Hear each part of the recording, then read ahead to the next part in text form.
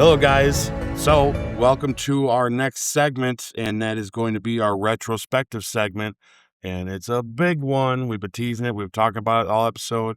We've been talking about it all week. Sam and I have been talking about it since we just started to do this whole thing. To be honest with you, this is one of those that we were like, man, wait till we get to that one. And we are there, which I can't believe. To believe it or not, other than Spider-Man Far From Home, we literally are ending the Infinity Saga today on our podcast. Yes. How wild is that? Yeah, like Far From Home is kind of like the cherry on top, I feel it's like the but remnants of all of it, but yes, that's about but it. this is the culmination of everything. Yeah, so we're excited about this, guys. So what we're going to do is Sammy's going to go ahead and read the history. I'll do the synopsis of the movie. We'll do Act 1, and we're going to start talking because we got some stuff to say. Oh, hey. Oh, Good my stuff, gosh. too. It's a lot of fun. This will be a fun one tonight. Yeah, I'm excited. All right, guys. So, the movie Avengers Endgame, released April 26, 2019. The main cast include Robert Downey Jr., Chris Evans, Scarlett Johansson, Chris Hemsworth, Jeremy Renner, Mark Ruffalo, Brie Larson, Gwyneth Paltrow, Don Cheadle, Bradley Cooper, Karen Gillan, Zoe Saldana, and Josh Brolin. Or just AKA everybody. Yeah, everybody 2.0. Yeah, pretty much. Whew, you know what? In retrospect of watching this movie and seeing and reading this cast, it's probably good that they dusted everyone in the last one because there's a lot more screen time. You know? Be like, we need a break and we'll bring you all in at the end. So, and thankfully they do. Avengers Endgame was conceived as the grand finale to the Infinity Saga and the culmination of more than a decade of storytelling that began with Iron Man 1 in 2008. After the shocking ending of Avengers Infinity War, Marvel Studios faced the challenge of delivering an emotionally satisfying conclusion to 21 previous films, while honoring the journeys of its original heroes. Directors Anthony Russo and Joe Russo, along with writers Christopher Marcus and Stephen McFeely, the Dream Team, decided that Endgame should not simply be another battle with Thanos, but a story about grief, loss, sacrifice, and redemption. Rather than immediately undoing the snap, they opened the film with the Avengers' failure, a 5-year time jump, and a team emotionally broken by defeat. The filmmakers felt that audiences needed to experience the consequences of Infinity War before earning the hero's ultimate victory. The Time Heist storyline was chosen because it allowed the surviving Avengers to revisit iconic moments from earlier MCU films, celebrate the franchise's history, and give longtime fans a nostalgic farewell while naturally bringing the Infinity Stones back into play. The Russo brothers later explained that revisiting the MCU's past was a way to honor the entire Infinity Saga while showing how much the characters had grown. That is so true. Filming began in August 2017, just months after the production of Infinity War, with the two films shot largely back-to-back at Pinewood Atlanta Studios and locations throughout Georgia, New York, Scotland, and England. By this point, the MCU had become the highest-grossing film franchise in history, and nearly every major actor had become inseparable from their superhero role. Robert Downey Jr. had spent over a decade defining Tony Stark. Chris Evans had become synonymous with Captain America. Chris Hemsworth, Mark Ruffalo, Scarlett Johansson, and Jeremy Renner were beloved veterans of the franchise, while newer stars such as Tom Holland, Chadwick Boseman, Brie Larson, and Benedict Cumberbatch had become central to the MCU's future. Coordinating the schedules of dozens of A-list actors remained one of the largest logistical challenges ever attempted in filmmaking, and Marvel went to extraordinary lengths to prevent spoilers. Many cast members only received portions of the script. Faked scenes were filmed, code names were used throughout production, and some actors were even deliberately misled about major story developments. The famous funeral sequence, for example, was reportedly described to many of the performers as a wedding or reunion scene so that the true ending will remain secret until the film's release. One of the filmmakers' biggest creative decisions was determining how to conclude the arcs of the original Avengers. Marcus, McFeely, and the Russos believed not every founding member Avenger should receive the same ending because each character's journey had been fundamentally different. Tony Stark, who began the MCU as a self-centered weapons manufacturer, completed his arc through the ultimate art of sacrifice, giving his life for the universe.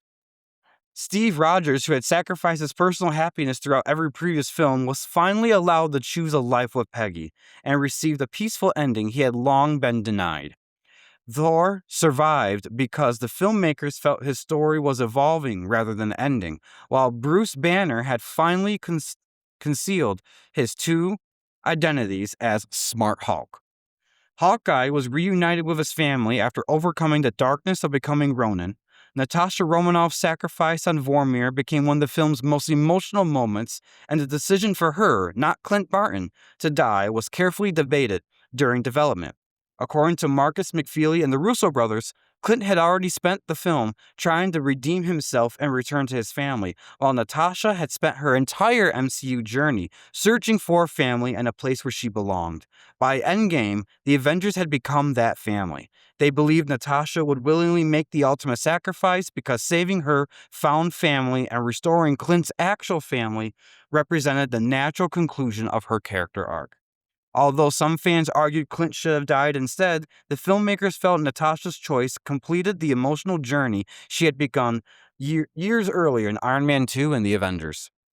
Behind the scenes, Marvel continued pushing the limits of visual effects with thousands of CGI shots, including Professor Hulk, the time travel sequences, de-aged versions of several characters, and the climactic Battle of Earth featuring nearly every MCU hero introduced over the previous decade.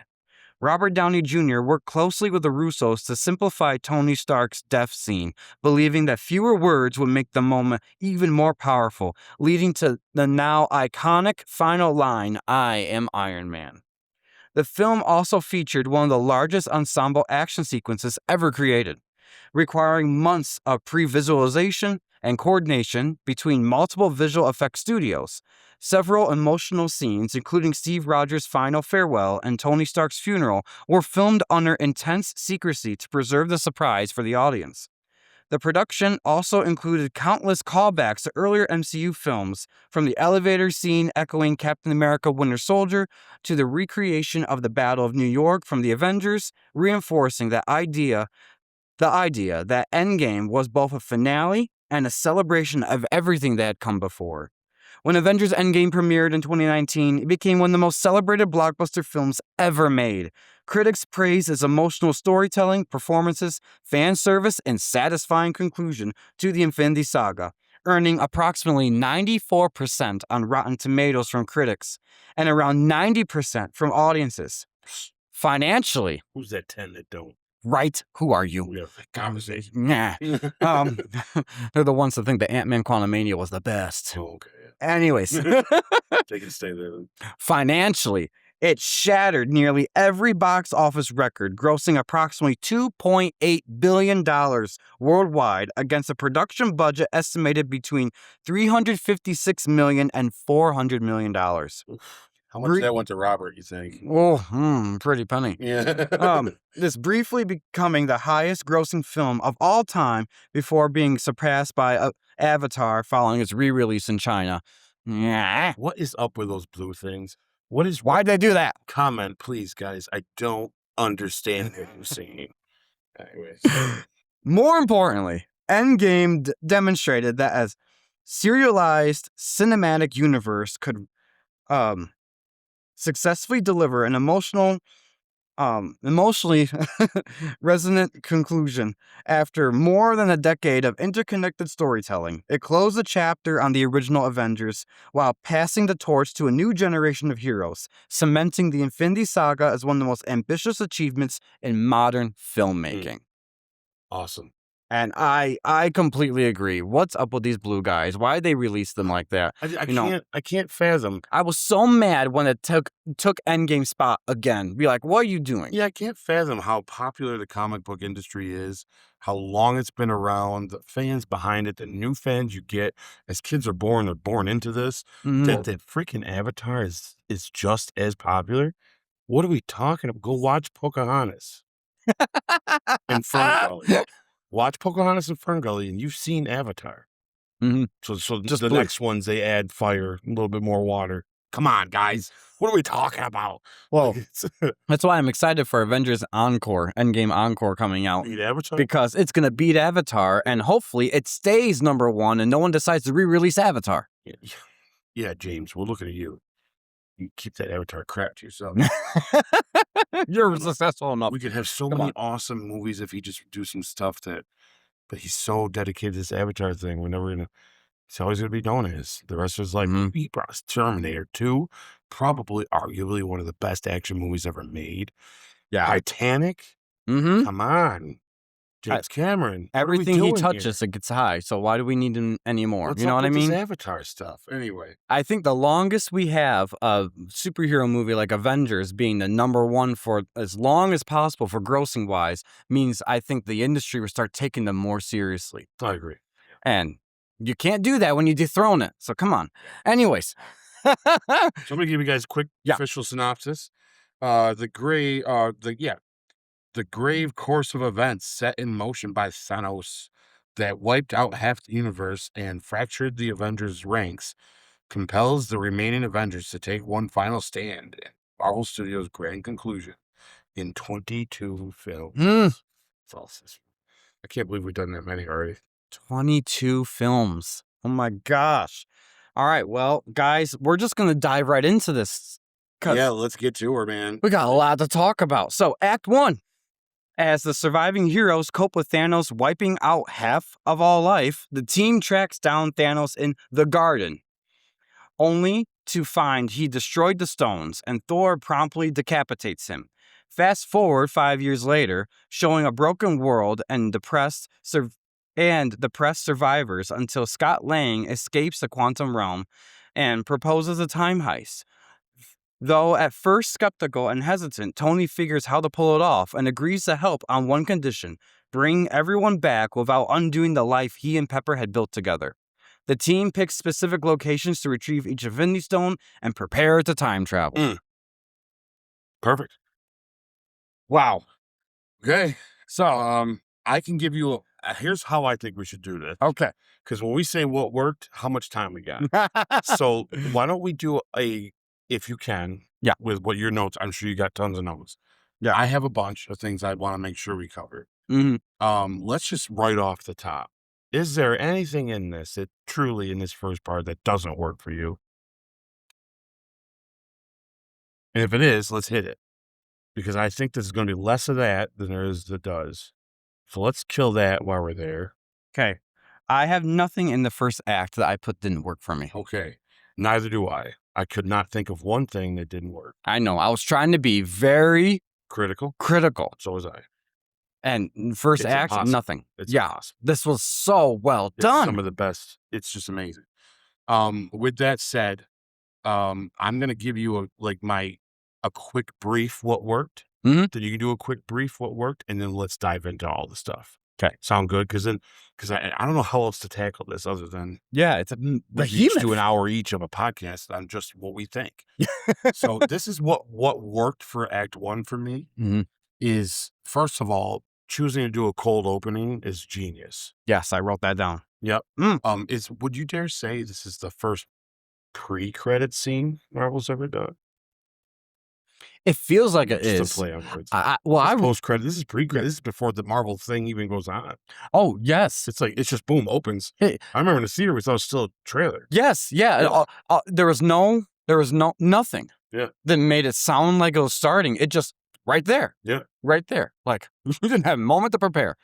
The other thing that works in this first part is you have a climax that happens in this part of this movie that rarely in movies do you get a beginning that feels like a build to a climax. And then what also works that I never thought would work, and I always wondered if it would. We had speculated when we first saw this movie, but when it does the 5 years later, how perfect in this first act, though all this seamlessly fits. Like doing this cold opening with Hawkeye, which revisits Infinity War real quick. And then we go into this like a climactic, when things go on, when from that moment till we go to that 5 years, I'm almost can't believe what we're watching already. You're like, this is happening right now, like right now. Yeah. Like, what is going on? Some of those scenes that we saw in those trailers we could swore were later. It's Mhm. already in that first 10 minutes of the movie. It's like, no, we're doing this right now. And Yep. it's like, and it's huge, it's a big deal, right? And then when it does the time jump, it earns that moment to get Oh. into this new world we're in now.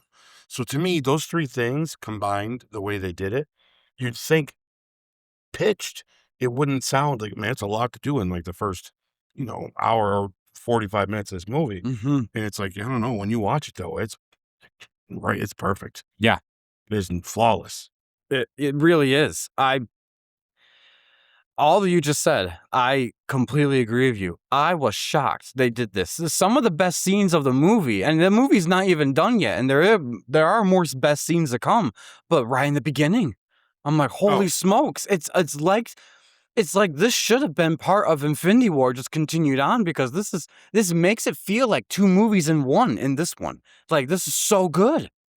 I was yeah, blown I'd even away. argue this movie's like three movies in one. It's crazy. It's like the first movie is like the first movie it's covering is like the aftermath of Infinity War. Mm-hmm. The second movie it's covering is a heist Mm-hmm. in time, and the third is literally a war movie.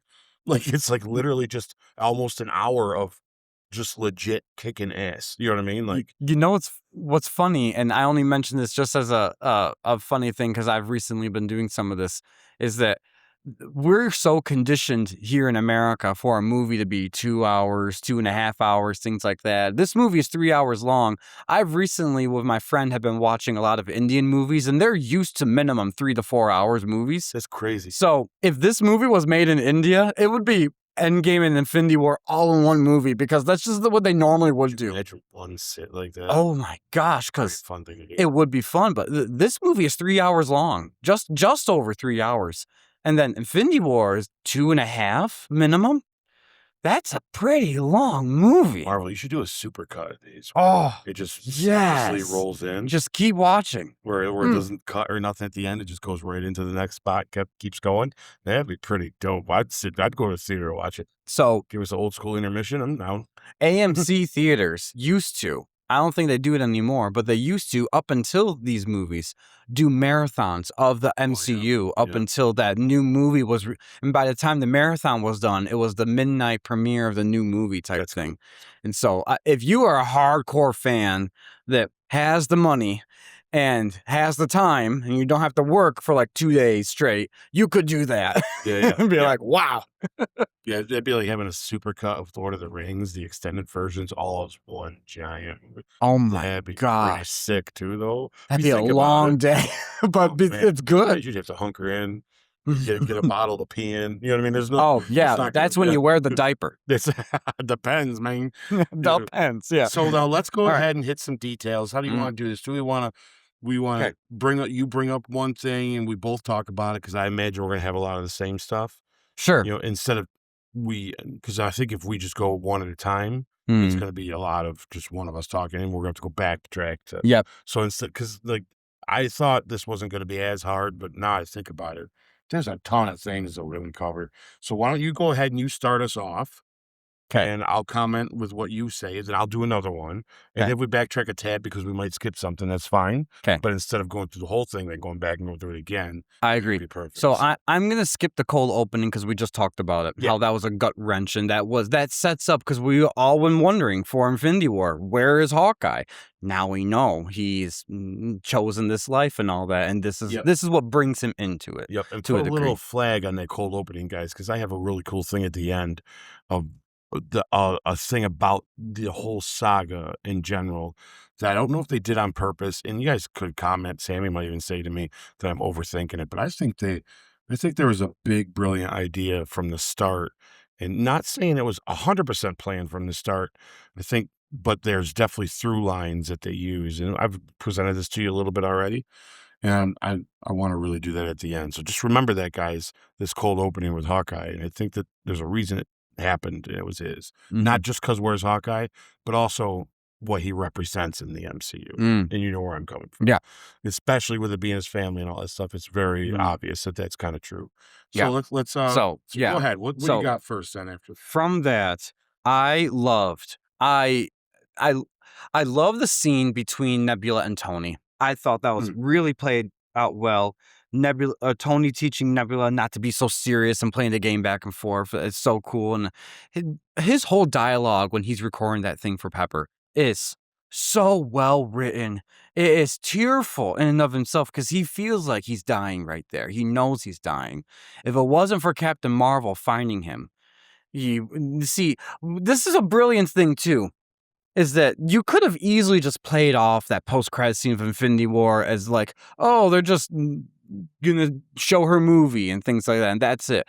No, they were so brilliant in weaving that together that if it wasn't for Nick Fury pressing that button, sending Captain Marvel down, and then they say Tony is up there somewhere, and she goes up because she's the only one capable of surveying the galaxy to find them. Yeah. They would have never found Tony and Nebula. Mm-hmm. And Nebula would have survived a little longer because most of her is replaced by robotics, but she wouldn't have survived forever. And Tony definitely wasn't surviving forever. So it was just so brilliant how, story-wise, they brought Captain Marvel into the fold and it feels natural.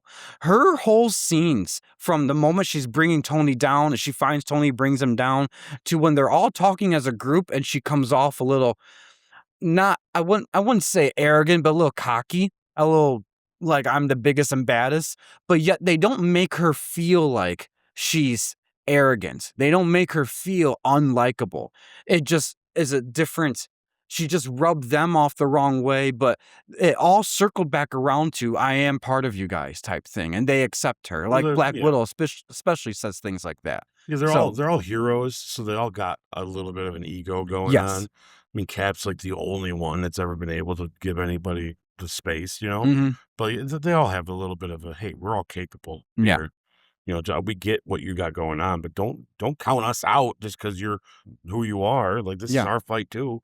But she gets it. She's like, yeah, you know, you're right. She does, and her whole dialogue was so good that you could tell that this is. It's funny. We said in our Captain Marvel retrospective right before this episode that they filmed her scenes here before they did her Captain Marvel movie, and I really liked her scenes here. Yeah. I liked her movie. Don't get me wrong. We gave her great praise, but this was like, Russo brothers were like, we're really going to introduce you, and people automatically like her in this movie. Yeah, the direction was definitely, you've been Captain Marvel and you're kicking butt. So yes. Be confident. Yes. So your movie might not like, feel that she doesn't outshine the others, but she has her moments to shine in this movie, and it's brief too, but and they handled that well. That's brief because she really is unstoppable to a degree. Yeah. So she couldn't be in the whole movie, or else she could just get all the Infinity Stones, you know?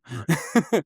But even then, I can't even say she could have done that, because when we get to that part in Act 2 of them actually getting the stones, they had to be very careful on what they were doing and not doing. So, and the decision of who goes and gets what would change everything. Oh, yeah. And we're going to get to that in a moment. So, yeah, I love that they found that Rocket and Natasha were talking about how when Thanos snapped, it caused this thing, phenomenon in the ecosystem. Yeah, it was like, whoa, what is that? And then it happened again. Yep. And that's when they realize where he is. And Nebula's like, it's the garden. And so they all suit up and they go out there. And well, before we get there, I do want to say this. Yeah. I really thought for a moment they were going to open this movie with Tony dying. Yeah. They had me convinced. Oh my God, this is happening right now. And I really thought that this was him passing away like that. And I almost didn't like it. I was like, no. But then it's like, then it happened that way. Yeah. I do want to touch on that scene between Cap and Tony when he gets back. Yes. Let's do that. Before we go too far, because that right there is a phenomenal scene between them two. Not only actors-wise, but just the character itself. Like, what a lot of things come back. You know, it's like the remnants of Civil War, and like all the feelings from that are all, because we guys got to remember, the last time he saw Cap or spoke to him was trying to kill Bucky. Yep, the end of Civil War. Like, that's not the first time seeing him. Yeah, my dad's shield. You know what I mean? Like, you don't deserve Oh. it. Those are the last words he's had with Cap, right up until Nebula lands the ship right here. You know, and it's like, I'm surprised Tony's as nice to him at first, to be honest with you. You know, and I do like that exchange there. He says, I lost the kid, and Cap's like, well, we all lost everybody, you know, and what he says, first thing he says, we couldn't stop him, and Tony says, neither could we, or Yeah. Cap's like, neither could we. Mhm. So it's like, but then he did. He threw it back in his face later. He says, "You said we'd do this together too, Mhm. and where were you?" You know, Mhm. and the thing is he did show up, but like But from Tony's yeah. point of view, they wouldn't have been broken up if that had not happened. Yeah. You know, so Tony looks at that as like the whole thing's a failure from Yeah, the back whole then. thing is your fault while we Yeah, lost. even from Ultron, Yep. because he even brings that up. And Cap throws it in his face. Well, look how well that worked. You know what I mean? Like their arguing is great because Cap's so nice, but he still kind of snaps back. Mhm. But Tony, he melts down here on it, and he Yeah. just what a great performance by Robert there. It's so good. Yeah. But yeah, then we get to go into. I gotta tell you, one of my favorite shots in this movie. I've said this to you 100 times. When they're all in the ship, first of all, it's hilarious when Rocket's like, "So who here has all been to space or hasn't been to space?" Yeah, And they all raise their almost hands. everyone. Yeah. Yeah, and Thor's just kind of looking around. But like when they do like go, they start to go. I really love that the Russos choose to do a close up of the side of Cap's eye Mhm. because it makes you in a moment realize, think about what this dude has seen, right? From Mhm. World War II to like to being frozen in ice to all the stuff he's been through with all the other movies to Mhm. now he's literally going to space. Like you'd think that wouldn't be amazed at something Yeah, new but because nothing's gonna phase him, but seeing space, he's like, what are yeah. we doing? Like Yeah. even he is like, whoa, like just the amazement of what's happening. I just like those character moments. Like it shows you that these guys, that's what gives me so much hope about Doomsday, because these guys pay such attention to these characters and what they got going on and where they come from and Yeah. why they're there. I just like that. I really want to point out it's one of my, it's not that famous scene I've been telling you guys about. That's my favorite thing they've done in the MCU yet, but that's up there. This is like, I love this scene. Yeah. I just love that shot. I love that stuff. That's almost an underrated moment because no one talks about that I as actually much. might put that. I don't have that filled out yet. I have a lot of them, but that's one of them that's empty Mm. because it's hard, and that is in contention with another moment.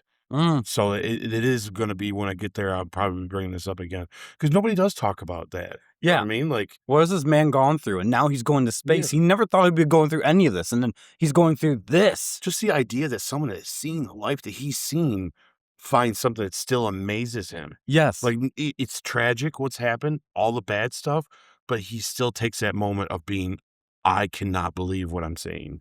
And it's just, to me, that's awesome. You know what I mean? Like, I just love that, the nuance of that. Yeah. So yeah, you're right. That is a very good underrated. That might be that, guys. When we get there, Yeah. that last part is so hard for me. Yeah. Because I have a few I figured out. like I That said, one no not so one much. talks about that. And it's like, Yeah.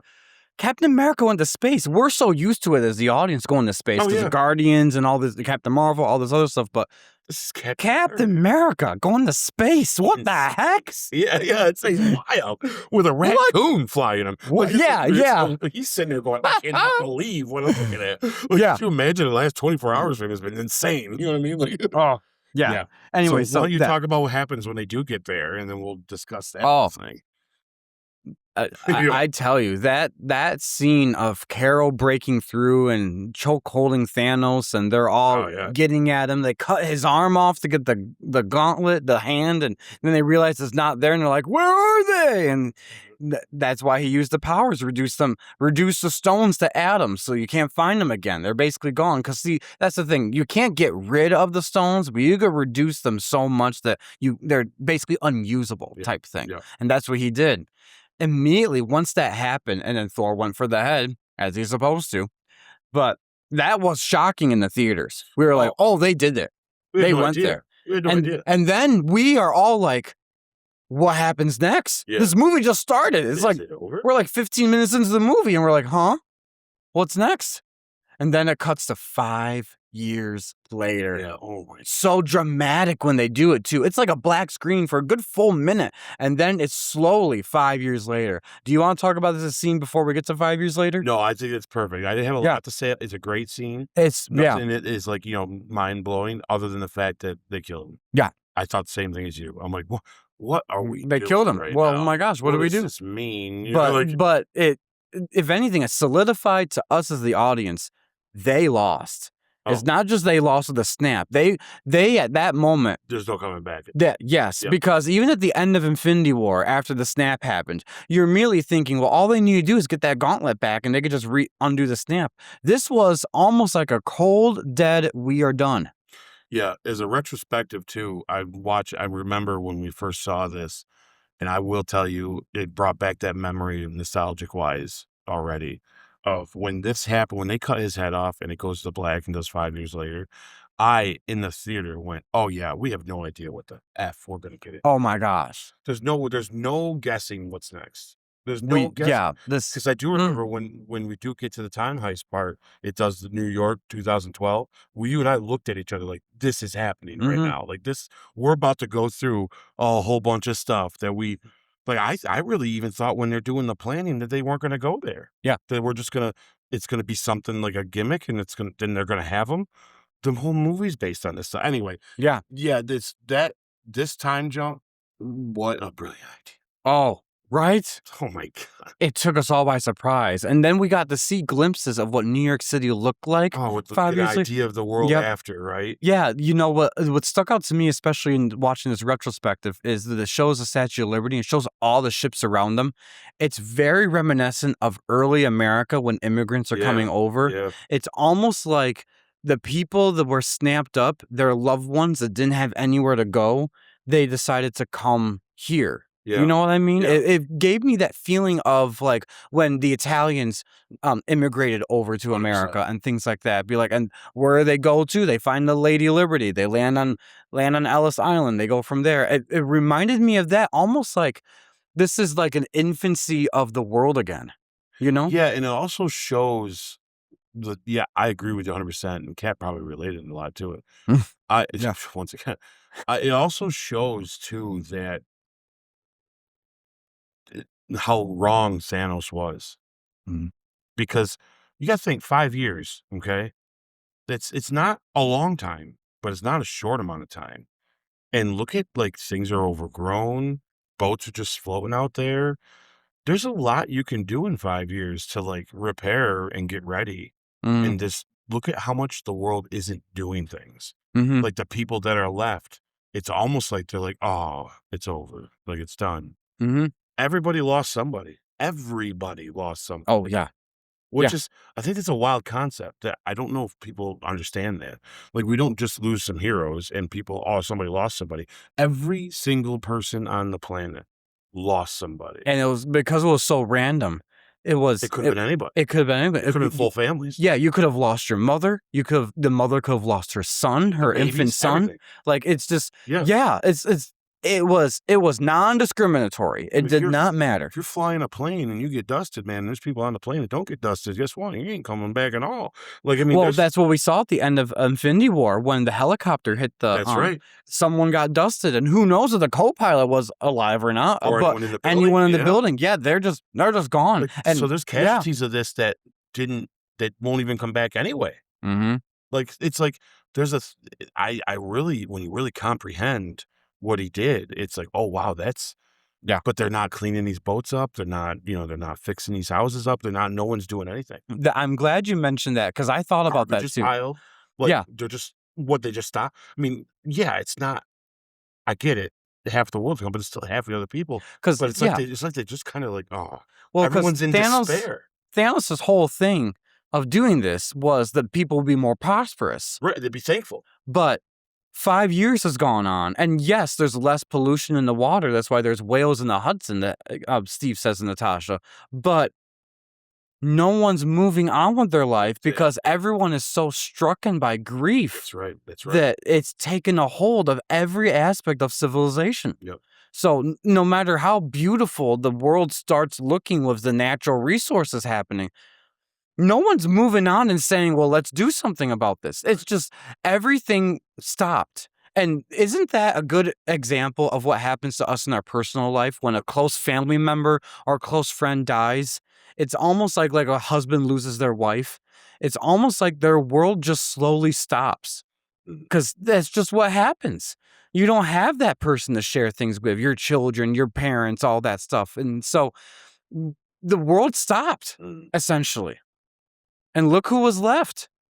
Just everyone in grief. Everybody, yeah. Steve Rogers doing what he did, what Sam used to do with the grief counseling, the group sessions. Wow. The level of what that is for him as a character. Yep. He's doing this stuff, but then his little speech he gives, like, I have to give it to Chris in here. I have to tell you, I mean, especially watching it again now, it's like I think this is the first time that we see Captain America saying what needs to be said, and it's the right thing to do. But it's the first time that as he says it, he's disagreeing with himself. Because usually he's always like, no, this is wrong and this is right. And you can see that he's planted down firm like a tree, they said, right? Yeah. This is the first time in his face where as he's saying, we just got to move on. And real quick, like, you could tell in his face, that's bullshit. Yeah, he's saying it's empty words to him. He's saying it to make someone else feel better, but he is just not a belief, actually. No. Which is rare to see him do. And he is great at putting on a front. Like when he's talking to Nat and Nat starts breaking down, you know in his heart he's breaking down too, but he puts on this brave soldier stoic face. But it's the first time we see him say something that doesn't even think is right. That he's like, truthfully, he feels like everybody else. Like, yeah, this sucks. Yeah. This sucks. You're right. This sucks. Instead, he's like, no, hey, come on. Baby steps. He's the right thing to do is, we got to move on. That is the right thing. And he knows that. That's why he's putting on the stoic face. But it is unique to see him do that. And you realize, it's the first time he doesn't even believe his own words, which is wild, right? Because it's just being Steve, it's more heartbreaking, I think, if anything. Super heartbreaking. And what a great little speech he had, too. Man, Chris just delivered it, too. Chris is, his speeches. And we get to another one. And it's right. Yeah. Is it? I think it's like the very last scene of this act is, oh my gosh, that's one of the greatest speeches I've ever heard in a superhero movie. One of the greatest ones ever. But anyways, before we get to that, let's talk about Clint. Because we get that great scene of Natasha basically is running S.H.I.E.L.D. Like she's created her own S.H.I.E.L.D. with everyone, with Captain Marvel, with Okoye and Wakanda, with Rocket, wherever he is. And then right when they're all giving their progress report and they all leave to do their thing, and Rhodey says, I found him. I know where he is. He was in Mexico. He was doing this. And it's horrifying what he's going through. And she's like, he says, are you sure you want to find him? And she said, you find him. Because she's the only person that understands what he's going through. And it's hard for you to picture that, but he has been her rock this whole time and teaching her how to get out of the Red Room, how to deprogram herself from being the Widow and becoming the Black Widow that we know. So now it's her turn to repay the favor for him, seeing what he's going through. And then that whole scene in Japan, mind-blowing. Awesome. Yeah. One of the best scenes I think I've ever seen when it comes to like ninja type fighting and all this stuff. Like, this is so good. What a great actor they get to play opposite Jeremy Renner there. Scorpion himself. Yes. Yeah. Oh, so awesome. good. Yeah. Yes. And when she's there in the rain and he's like, you're not supposed to be here. And she's like, neither are you. And oh my gosh, it's so good. Yeah, I'll tell you, if you were to sit down and write on paper, not to get too far ahead, because I'm not gonna dive into it though, but during the pitch meeting of this, if I was in the room and they said, and it's gonna be Hawkeye and Black Widow that goes to Volmir, and it's gonna have to be between them two. We're gonna have to believe that there's a love there. I would have been like, boy, did we really earn that over all these movies? Because I know it, okay, you can say it's there, but it doesn't ever feel like they went there enough to really think that's what's really gonna happen. But by doing what they did here in the beginning of this, it reestablishes and reaffirms their relationship with each other, 100%. and it echoes all their past versions of them in the past movies, and it makes more sense. 100%. It's like, it's got to be that. Like they don't have to be in a romantic husband and wife relationship to be like this big brother little sister type relationship. None of them are paired like they are. In this group. Oh it my! has to be them two. Yes. It has right. To be them two. None of them are friends like that. Oh my god! It's genius. It's so good. Oh yeah, duh. Yeah. Oh, to be in a fly in a wall of the writer's room when McFeely and Marcus and all of them, they're coming up with this. I'd be like, oh my gosh, this is gold. Who else is in that room during this movie? It was Russo's and Feige. Yes. And RDJ was sitting around. They were. It was like, wow. Anyways, so that, and then To backtrack just a tad, yes, we should talk about when they first go see Tony. yes, that was actually next on my list. Okay, yeah, 'cause Perfect. it's like right before that, I think. But yeah, I love this whole. I like that Ant-Man comes out of the quantum tunnel. I like all that. I don't know if we need to get too far into that. I do like that the rat does the thing and he comes out. It's only been 5 hours for him, and real powerful scene when he sees his daughter. Mhm. I like that they showed this like memorial thing that everybody put up. Which you notice the only thing that we did in 5 years was put something up to remember people. Right. Everything else we let it just go, which supports what we just talked about. How everyone's just living in grief. Yep. And but I do love when they show that Tony's got a kid. Like, what? You know, Oh man. you have to, like, everyone had a crappy life after the snap. Like, Yep. easily they did, but you have to. It's an interesting comparison that Tony's life, and I don't mean this in Yeah, I know what you're gonna say. a superficial way or whatever. I don't mean it in a bad way at all, but his life actually got better. He didn't have to be Iron Man. He got healthier. Yeah, he got From what happened. healthier. He got his Pepper and him got married. They had a kid. They own a beautiful home next to a lake. And he still has this technology that's like mind blowing, but Yes. now he's doing it for fun, not doing it because he has to save the world. It's this almost relaxed look on his face until he figures out time travel, and then that's all gone. But even him though, even then, it's her that tells him to do Yes, it's Pepper that's like, you will not be able to live with yourself if you wouldn't do this. Yes. I love that. She's a supportive wife. Yeah. She's not someone that you would think they would do and make you be like, oh, why you gotta go? We have everything great. Be like, no, she's the one saying, if you can fix it, you have to fix it. Because one of her lines, so good, she says, one of my biggest failures in life is to get you to stop being you. Yeah. And that is so true. Every time we see them together, she's always trying to have him, you come back here right now in Infinity War. Or be like, you have to come out here in Homecoming because I got all these people here. Every time you see her and him, she's trying to lead him one way. He's going to do whatever he wants. And this is her acknowledging. Right there, it's on the scene right there. One of the fewest failures in life is getting you to not be you. Oh my gosh. I have a so theory, an good. unspoken thing that happens here. Yeah. That I'm gonna say it. Yeah, it's not, you can't ever confirm if it's true or not. But what I think happens right here, truthfully, when she tells him that and you see the look on his face before they cut away, it's almost like a surprised look in a way. Do you know what I think he realizes right then and there? That this is that one way Doctor Strange talked about. Maybe. I think that's when he realized it. I know at the end, there's a moment where he talks to him, but I think what makes it, I'm definitely going, and I'm not even going to put up a fight about it, is when Pepper says to him, which usually she'd be like, really? Yeah. Like, look what we went through already. Yeah. But she literally is just like, maybe this, you have to. In his mind, it's almost like, oh, because this is that one way. Yep. So he's invested now in that sense because he dives right in. Yeah. Goes right in, all for it. He's all for it. Yeah, right before that, with the scene of all of them, he's like, you're basing everything off of Back to the Future? This is ridiculous. This is not going to work, even if it does work. Oh, yeah, there's no cynical chance about it. Very cynical. I think which is funny because he would always be the one to say, let's try the crazy stuff. Look what he and Bruce did in Age of Ultron. Well, they tried the crazy stuff. He just did it, which got him in big trouble. But she left him over for a while. Yes. Yeah. Yes, but now he's the opposite because he has something worth protecting and he's not going to keep dwelling on it like they are. Yeah. But then when he realizes they're onto something, they could get it to work. And he's on board. It comes with ease, almost like it's meant to. Almost like it's paving a way for him. Yep. He's like, this has to happen. Yep.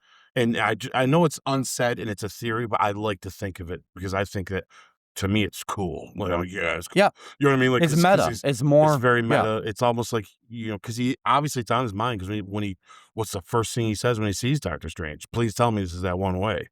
So I think the whole time he's been thinking it is. Yep. Which is what's kept him going and in that sense once we start this whole thing. Yep. Because I got to tell you, I'll be honest with you. I might be wrong, and I know there's an argument to say that he wouldn't settle if there's a way that it's going to bother him. He won't be able to settle. Mhm. But I'll be honest with you, if she'd have told him, put it in a box, put it in the lake, and we're not going to do this again, I think he'd have done it. Because he was saying he would do that. He was I ready to think he do was that. honest with her. And she gave him the permission to do it. She said, you would not be able to live with yourself. You wouldn't be able to rest. That's Mhm. what she said. And that's so true, because that is Tony. He figured out something that is world-shattering, Mhm. and He let Pepper decide. Yep. And she said, you go do it. And that's when he knew this is it. Mhm. Right? And oh God, and that to me, I don't care, guys. Might not be true. I think it's true. In It's my one of life, the best it's scenes in the canon. movie. I think it works. It doesn't hurt it. If it does, well, it doesn't matter, right? Yep. It's still gonna happen. So One of the best scenes in the it's movie. so Yeah. good. Yeah. So yeah, anyways, So yeah, let's get into where he does show up, and then we gotta talk about this whole sequence of them coming up with the heist before they even go on the heist. oh, That's all in this part. well, yeah, we're right before that. Yeah. 2 things I just want to point out real quick. Asgard and everything. Yeah, first I want to touch on is when they're trying out the time travel thing before Tony says you're doing something wrong, and they're pulling, instead of Scott going in and out of time, time's going in and out of Scott type thing. That is hilarious. I love when he says, hey, this is time travel. Either all of it's a joke or none of it's a joke. When Bruce says that, Nat's like, oh God. It's just so good. It's so good. Cap cracks me up in those. He's a baby. He's like, it's him. He's like, it's a baby.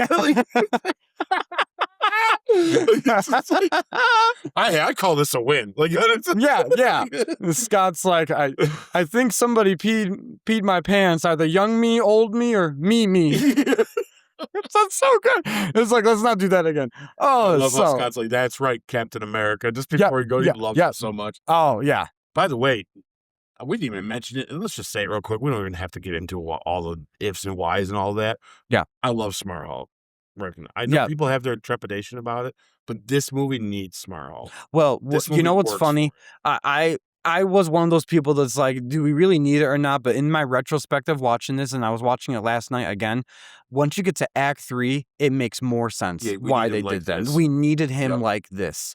Yep. It's so good. It definitely overlived itself later in the lines of MCU, but not in this movie though. Yeah, but even that, it didn't overlive. When we go back go forward a couple years from now and we're looking back, it didn't overlive too much. No. It's just that it's been so long since we've seen him that when we do see him, we go from the last point we saw him and it feels like it's Smart Hulk all the time, which it's not really in retrospect. Right. But especially after Brand New Day that we just watched. I was gonna say, with Brand New Day, it almost makes feel better that he was sad for a while. Yes, because it actually made the story much more compelling for him in particular. Right, it felt earned to go backwards, right? Like it felt earned. Anyways, yes, so let's go on to Asgard, New Asgard. Oh my God, guys. Holy smokes. I don't care. Any of you haters out there that never liked Fat Thor can kiss my ass.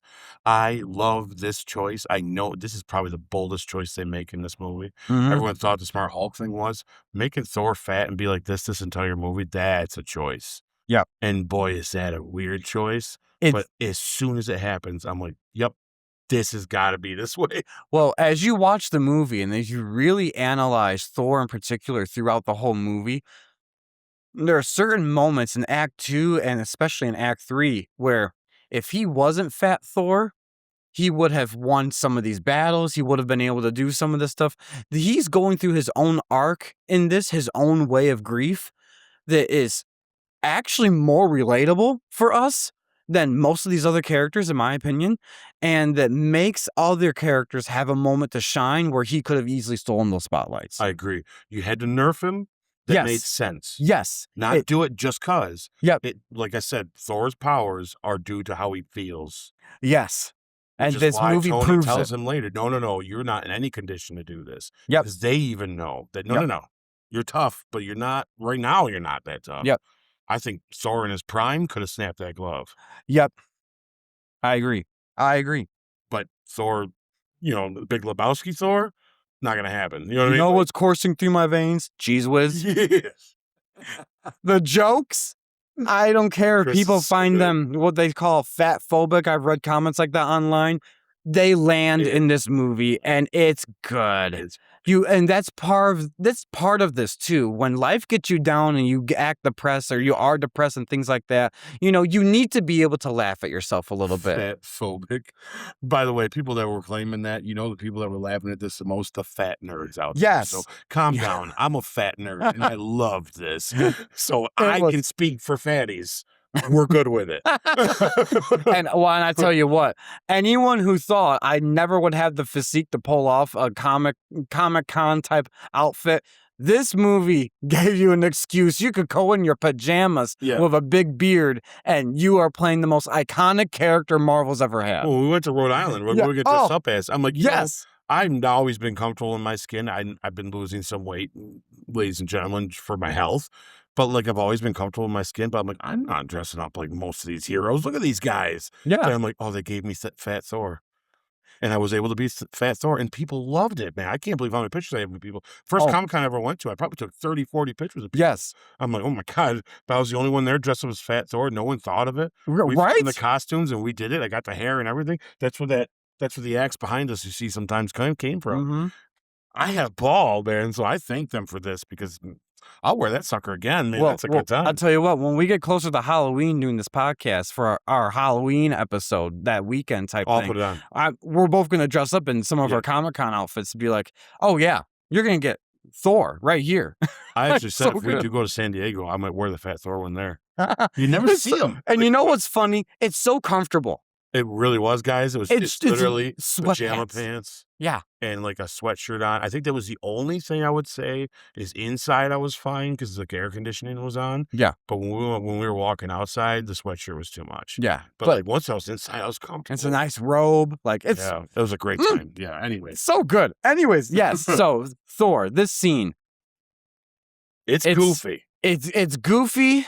It's jarring only because it's not what we expected. But in retrospect, it is perfect. But he's rock bottom.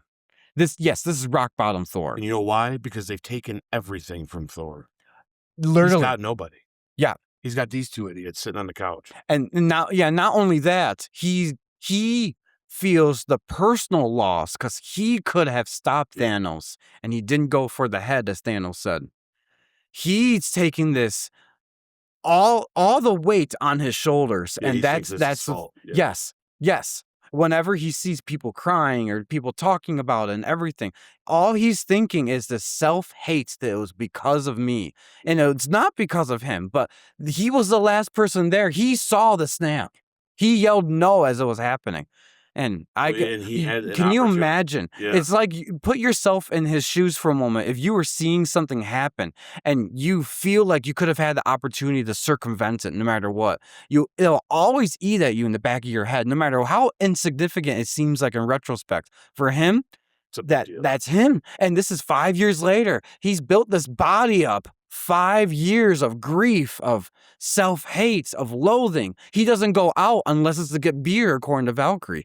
Like, you know why he takes it that personal too? Not just because he's the last one he could have. Mm-hmm. Why he takes it so personal is the reason why he didn't cut his head off is because it's that old Viking way of thinking that you are going to pay for what you did and you're going to know I killed you. So he had to look Thanos in the eyes when he died. Mm-hmm. So him being himself with the ego of that ate him up. That if I would have just done the other way, if I would have just accepted it and not gotten the glory of, making him see me kill him.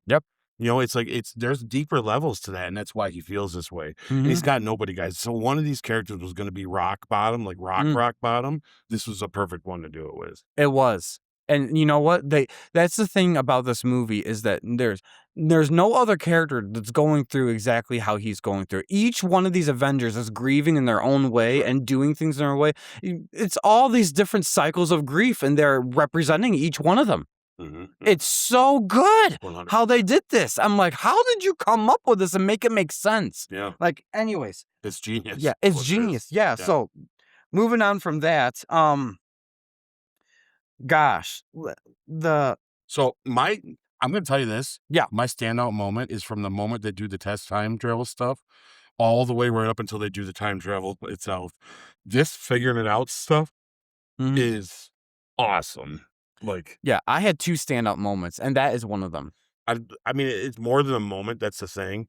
Yeah, I it's a whole can't. scene, but still. It's like, to me, it's like Yeah. watching them figuring out where the stones are, when, and all. It is, guys. It That's was like, it was just awesome. fun. It's It was. funny. You laugh. You're just into it. The explaining the time travel moment, that was so fun. Oh, so Back to the Future's full of shit. Yeah. It's so funny.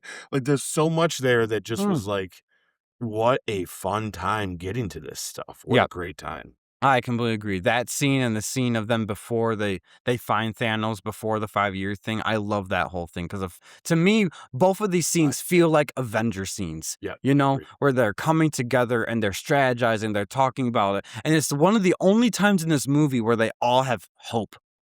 Oh yeah, Both of them. Yes. When they're strategizing to find Thanos or find the stones, that is them being their best at saying, we can still fix this. Because all the other times in the middle of that or before that or after that, it's all depressing for them. Yeah, especially during the time heist planning, because it's like you felt like they were back to work. Yes. And they looked good for it. Yes. Laughing, hanging out, laying on the desks, like doing their thing. Yep. I could have watched another half hour of that. It was so good. And I just been like, it's fun. It has. You know what I mean? Like, it has. I wrote down one of my funniest moments is when they asked Thor about the Reality Stone, and he's sitting in the corner, and he is sleeping with the sunglasses on. Like, as soon as they said, Thor, tell us about this, and Natasha turns around, and you're watching them. They're like, is he dead? No, he's just sleeping. Oh my gosh. And then he babbles on about Jane. It's like, oh, it's just another part of his depression he's going through. It's like reliving all the glory moments. Yeah. Oh, so that whole strategizing. And then when it clicks to them, hey, where was Doctor Strange from? And Natalie, or I keep saying Natalie because I keep saying Nat. I'm sorry. Natasha, Black Widow. She says, guys, if you pick the right year, there's 3 stones in New York. And when I think it's Hulk that says, shut the front door. He sits up, shut the front door. I'm like, yes. You know what's funny is when you watch that and you're not thinking about it, then it clicks to you too. And you're like, you feel like you're part of the scene. Yeah, you feel like you're figuring it out with them. Yes, yes, exactly. When they say shut the front door, you're thinking, oh, no shit. Yeah. Like, that's so good. It's genius. It's so good. Yeah. So I love the whole strategizing thing. I think that was. I like that Tony likes Rocket. Yeah. I love when he first sees him, he says, I really thought you were Build-A-Bear. He said, maybe I am. So Rocket. And he calls him Ratchet later. Like, yeah. So good. Tony likes him because I think Rocket's smart with technology and stuff. Yep. I think Tony's like impressed with it. Yeah, he's impressed with raccoons. Yeah. Which was the genius of keeping Rocket around. Oh, yes. And not dusting him. This is why. Because he's going to help them set things up. Yep. Because we never question when he's building stuff and doing things. And no one ever bothered to worry about whether how much he knew or not. Yeah. And so we're just fine with the fact that he's just this little, he's a little elf basically and gets stuff done. Yep. And you know what's funny? If you had dusted up him and pick any of the other Guardians to keep, it wouldn't have been as impactful, I don't think. I agree. Like, I liked each character, and I do like them individually, but to put them with these people, no offense, they will have been semi-useless. And honestly, it actually speaks to Rocket's character arc all the way through his entire life. Yes. The fact that he was the one that struggled the most with dealing with, now I have a family, I'm going to destroy it. Yep. Like they talked in Guardians 2. Now it's up to him to bring him back. Yep. Like that is like, oh my God. It's like they think of all this stuff. You know what I mean? Like it's so little minute. Yeah. It's there, Yeah, and you're right. I remember at the end of this movie, it says executive producers James Gunn and Taika Waititi, and they brought all these people in to be like, we're doing this movie together, and which made all their other solo movies before that and a little bit after this so much better. So it wasn't just a culmination of them on screen; it was behind the scenes too. Yep, which is nice. Gold awesome. Right there. Yeah, if they were smart in Doomsday, I'd love to see Dustin Daniel Cretton's name as one of the co-executive producers behind the scenes type thing, because that's how you know there's a through line for all these shows and projects. Now you know why it perked up when Dustin said that he talked to what's his face that's going to be making X-Men about Jean. Yep. Which means they're talking about stuff. Yep. About what to do for what they're going to do later. So that's what made me go, which gives me hope and should give you guys hope if you're trepidatious on the whole introduction of Jean. They have a plan. We just have to see it through. And if it never comes to fruition, we'll be the first people to say, hey, Marvel, you dropped the ball. And this is more than Feige. Yes. This is what you get when you hire the Russo brothers.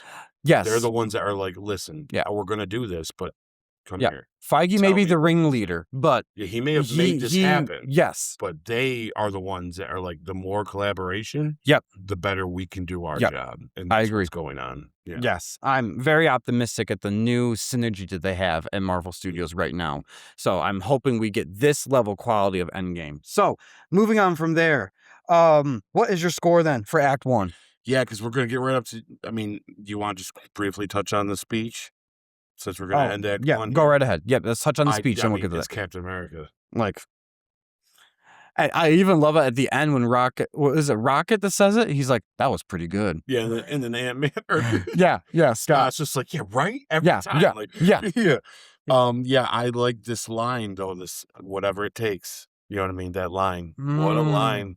And, like, you're just like, there it is. It comes back later after a certain character's demise. Yeah, and, it just popped in my head. We didn't mention it. It's not a big deal, but I do like the scene when Tony gives him back his shield. Yeah. That's touching. I wish it could have been a little more of a touching moment. But at the same time, it's the way Tony would do it. Yeah, it is. So there's nothing wrong with it. Exactly. Yeah, nothing wrong. But I think for us, it could have been a little more emotional for it. But at the same time, it didn't really matter. You know what I mean? Because I agree. Yeah. I do like they said that don't tell anybody about this in there because I didn't bring enough for everybody. Like Tony's little marks and remarks. It's just that's part of him. And I wouldn't have expected anything differently. All right. So your score for Act 1. Score for Act 1 is a 10, guys. I mean, this Act 1 is just. It's a 10 for me, too. Park. Yes. Yes. 10 all around. It would have been its own movie, and I'd have been like, yeah, what's next? Yeah, we're done. Next movie? Yeah. Endgame Part 2. All right, so Part 2. I'm gonna read Act 2, and we're gonna jump into this guy. Let's do it. So Act 2, guys. All right, characters travel to New York, 2012, Asgard, 2013, Morag, 2014, and Vormir, 2014, and also 1970. Anyway, but we'll get to that. Confronting both past versions of themselves and old traumas while making difficult decisions. On Asgard, Thor and Rocket are successful in retrieving the Reality Stone, and Thor bringing back Mew Mew. In New York, Bruce successfully retrieves the Time Stone from the Ancient One, while getting a lesson of how timelines can be altered without the stones. Loki escapes with the Space Stone, leaving the team in a predicament. Steve and Tony decide to use the last pin particles they have to travel even further back to the 1970s, where they break into S.H.I.E.L.D. base to retrieve both more pin particles and the Space Stone. Meanwhile, Nebula and Rhodey are successful at retrieving the Power Stone, but Nebula is caught by Thanos, who learns that he had won in the future, and the Avengers are attempting to undo his victory. Meanwhile, Natasha and Clint meet Red Skull on Vormir, and Natasha ultimately makes a sacrifice so Clint can complete the mission with the Soul Stone. All the teams regroup back in 2024 at the Avengers compound, where they mourn the loss of Natasha while also begin assembling the new Infinity Gauntlet. So let's start this one off the same way that we did the last. Do you want to cover what doesn't work real fast? Because even if you have something, I imagine it's not a lot. Yes, I have one thing that made me pause at this, and it only dawned on me in the retrospective viewing of it and trying to be critical about this. Okay. And so if I could be stand corrected, and it doesn't sway me on my score of this movie at all. I got nothing, so I might be ready to either rebut or agree. So it is a funny nod to the comics when Captain America says to the group of them, "Hail Hydra." Because it references that controversial comics moment where Steve had been a sleeper agent of Hydra all along in an alternate universe type thing and all that stuff. And people are like, what? That's not Cap. You're like, duh, it's not the same Cap. It's a different universe Cap. But it's a storyline they're doing in the comics. So I find it was funny when they didn't be like, oh, there you go. That's how he does it. But in retrospect, that's Avengers 2012. You have Captain America Winter Soldier happening right after that, and now all those people that was the big shocker throughout that movie of Winter Soldier, of them finding out, or us finding out that they're Hydra, and who is Hydra and who isn't. All the times he meets them in that one, it brings a big question mark to my head. So here's 2 ways I can explain it. I actually Yeah. can give you 2 ways to make you feel better about it. Oh, yeah. Number 1, Mhm. and I'm not sure, I'm gonna go off of what the Ancient One told Bruce. Yep. Because it actually cleared a couple things I've been wondering, I forgot she had said. Mhm. It depends on when he takes that stone back to. So if he takes that stone back before that moment, then that never happened. Because the way she explains it is if you take the stone back, it makes the other thing disappear. To Bruce. Okay. Okay. So, like, it never happened. I thought that it kept going on, but it just 'Cause fixes it yeah. keeps theirs in line. Because what I'm thinking about, But it doesn't. It yeah. actually prunes that. It's gone. Okay. It's like it's self-pruning by Because the way the okay. stream goes off black, right? Mhm. And then he says, well, we'll put the stone back, and then once it does, that branch disappeared. That So makes more sense. as long as he takes it back and gives it back to them, however they do, like Loki's staff to him, or Mhm. however they do it, before he does that elevator scene, then everything else still happens, and it's fine. Okay. It pruned all that. All right. Yeah, that does make sense, because part of me is thinking, I kept going back to what Bruce was saying, is that it's the time travel thing is I can't even explain it. He says it in like one line, but you get it, which is So brilliant. it works But yeah. that way too. Yeah. So why say that? It works that way because then you would be correct that there's a version of this later on that we never see, Mhm. which would be the version of them thinking he's Captain Hydra, Yeah. that he's a Hydra. But agent. if he returns the stone before he took that Right. right back where they So were we're up in meant the to believe penthouse. that there's a Yeah. possibility that what I'm saying is there's a possibility that both can be true. So he brings those stones back right to where it is, then that keeps our timeline in continuity, Mhm. which doesn't make anything. It makes it all flow like a circle, right? Mhm. Which is kind of how time is. That's how Tony had the Mobius circle. But let's say that branch still continues to go. Mhm. That's the concern we have about how many branches did they create, not knowing that they did. Yeah. Because they could have. Now that could prune that, but that could still exist in a multiverse. Well, see what He could have created Captain Hydra by doing that. yes. So there's 2 things that could have happened. Depending on, and that's probably what we're gonna find out in Avengers I Endgame think that's Encore, where something they they're do going that to clear scene, up. Yeah, is that depending on where he returned the stone, either that doesn't exist, or it does exist, and that's now an but alternate universe it could version. do both. Right. Yeah. It could still keep ours in continuity, and Yeah. there is an alternate thing where they do think he's Yeah. a Hydra. Or it's like Loki, and you couldn't resolve that, and so the TVA had to step in at that point and introduce themselves. If you think about it, if they confront him later, Mhm. if it's a different universe, and they're like, "Hey, Steve, remember you were Hail Hydra and all that?" He's gonna be like, "What do you mean?" And they're gonna be, "Oh no, it's wearing off." And they capture him, they could turn him into that. Yep. You know what I'm saying? Yep. Like That's thinking they true. just need to re-brainwash him. That's true. But we don't know. That's But complete speculation, folks. and But I think that's the only thing that I could think of being critical. The rest of this, amazing.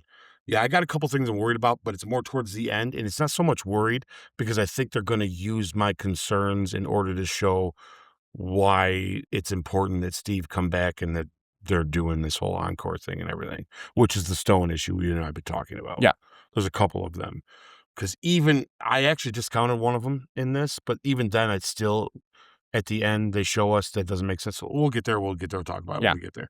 All right. So I have nothing, dude. I can't think of anything that doesn't. Yeah, that's me being nitpicky. The rest of this, I'm like, it's fantastic. If I had one nitpick thing to say, I will be completely honest. The only scenes that didn't move the needle were that didn't like blow my mind of like every moment of this movie is like mind blowing almost. Mhm. But the only scenes that didn't make me feel that way were maybe the Thanos scenes. But I don't think they were meant to do anything other than get him where we need him at the end. Exactly. I think So it's a nitpick that I would say nothing happened in those that made me go, ooh, but gosh, you know what I But mean? Like something new. I There think wasn't it's much. I mean, there's yeah. a great moment I have for his best villain moment, but to me, it's still mid compared to the rest of the crap we're getting. Like Mhm. we're getting so much amazing stuff.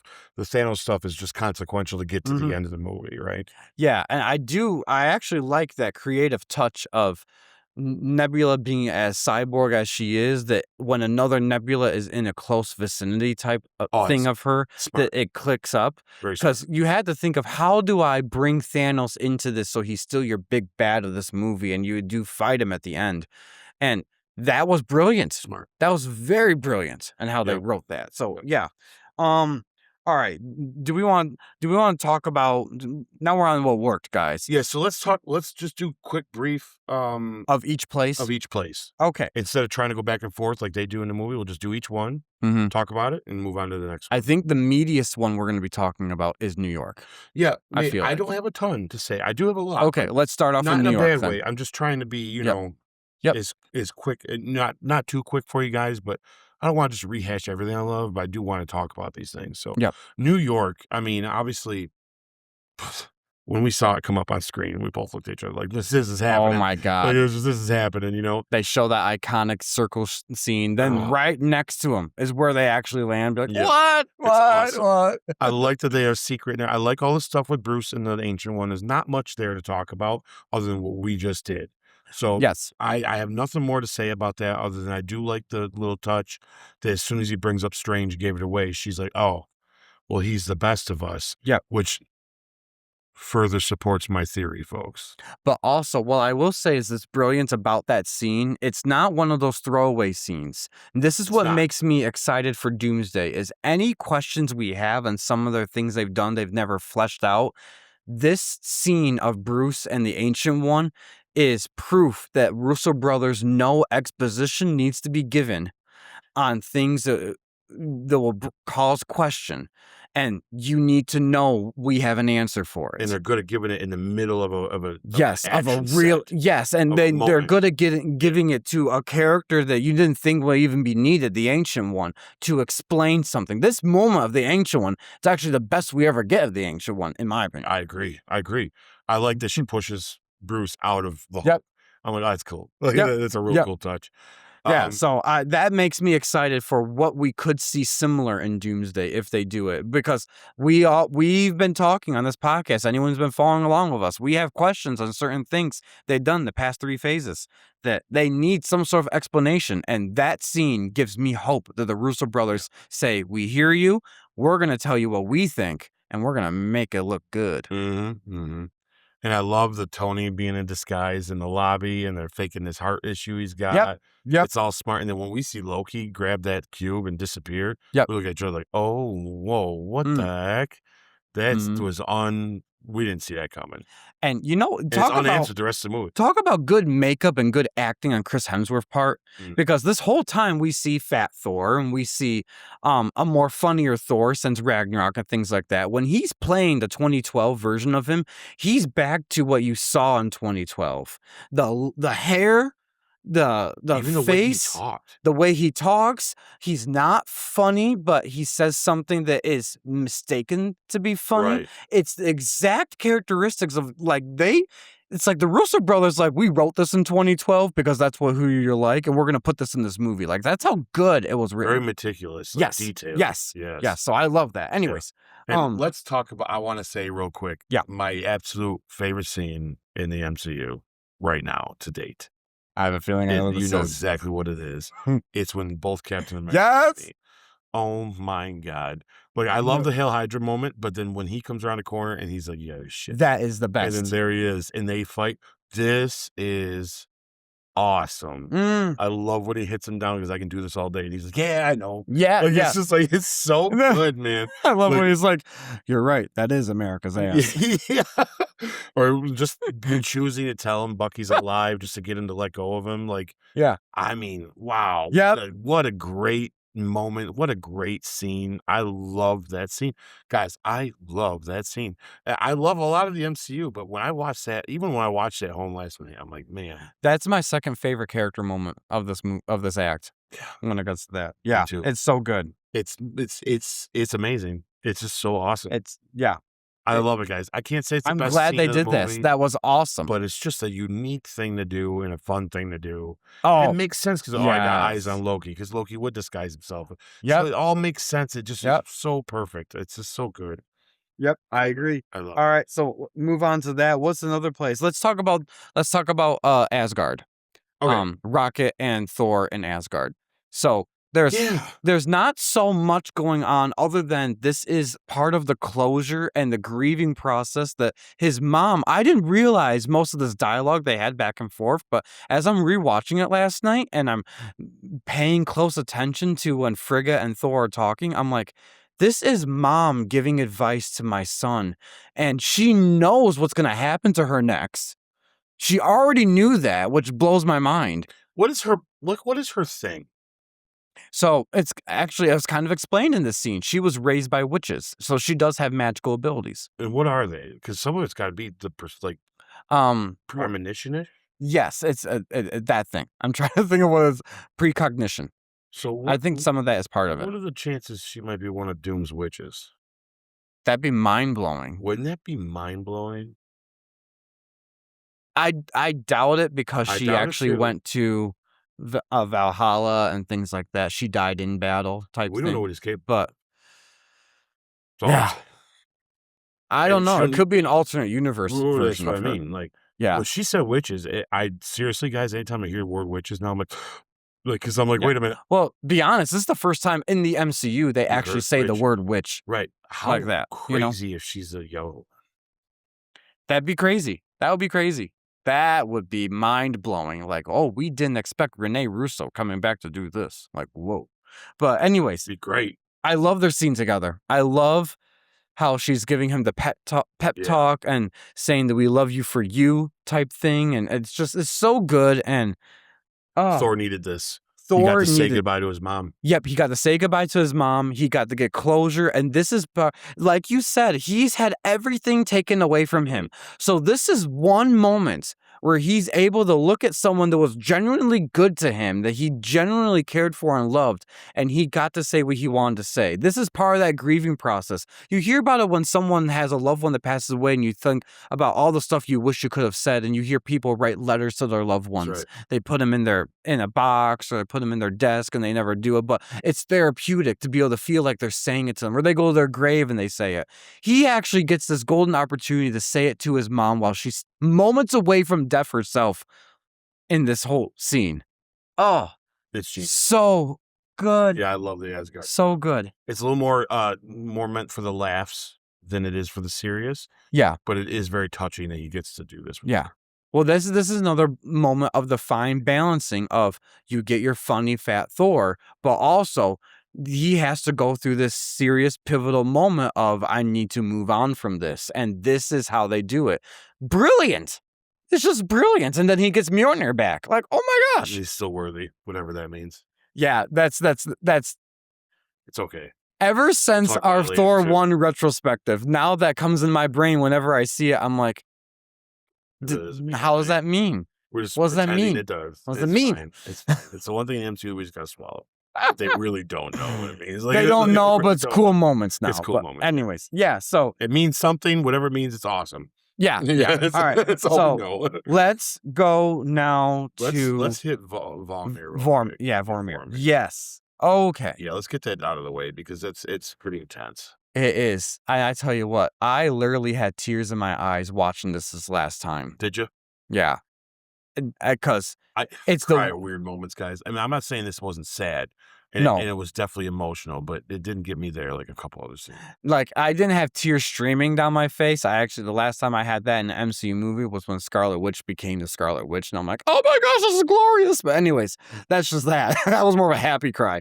This one was that they put the music just right, the words of her saying "let me go" while he's trying so desperately to hold on to her.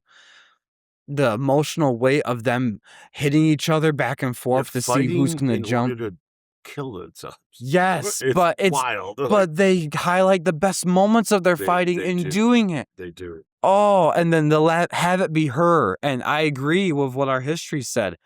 she was the obvious choice to me because she now has that fulfillment of I've completed my arc.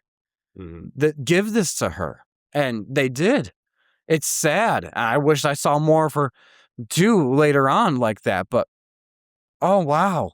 Yeah, I don't know why anyone thought it should have been Hawkeye here. Yeah. Because when we get to that thing at the end, I'm going to talk to you about. Mhm. It makes more sense. It's Natasha. Yep.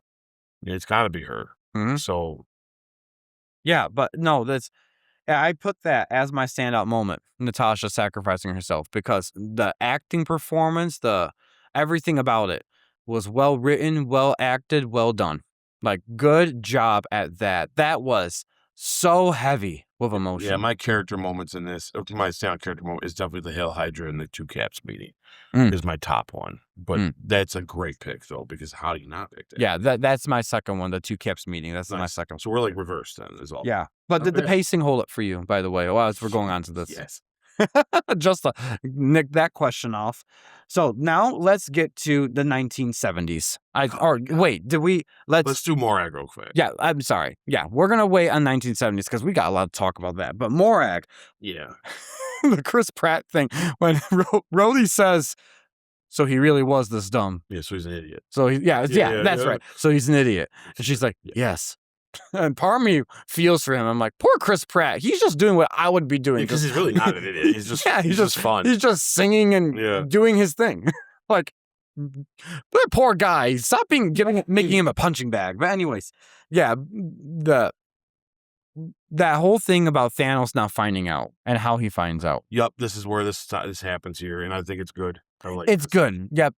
I think it's not too long, but it's enough where you feel the gravity of what's to come. It's not overcomplicated. Yeah. Yes. Really weird way. Yep. It's very simple, and I think it needs to be because everything else needs to be highlighted. Yep. And you know what's funny? They don't do a rehashing of Gamora. Is she for him or is she not? He's solely focusing on Nebula and what Nebula has seen in the future and what she's doing type thing. I like that because then it makes the Gamora part a little more of a surprise for Thanos towards the end, which is very well deserved for both Nebula and Gamora. I agree. I agree. Yep. So, anyways, now let's move on to the 1970s. Let's go to 1970s. So, holy cow, what an idea to do this. God bless Stan Lee. That cameo, that was his last cameo, too, in the MCU. Yep. Oh, what a cameo. I love this choice of that. When they're in New York and they're doing the whole thing, he said, "Do you trust me?" He says, "Yes, I do." Yes, when he says that, I was like, oh my gosh, that's so good. Yes. That's so good. And they go, and like, what a great moment for both these guys. Young Hank Pym. Like, it looks great. Yeah, with the hair. That's so good. I love Cap looking through the window and seeing Peggy. Yes. Oh, for a brief moment, I kept thinking, is she going to look back? And it's like, she never does. But it was like, it's a heart-stopping moment because everything just slows down for him. And he sees her, how he remembers her. Oh, so good. Okay. And then we get closure with Tony and his dad. Oh. What choices they made. You know, it's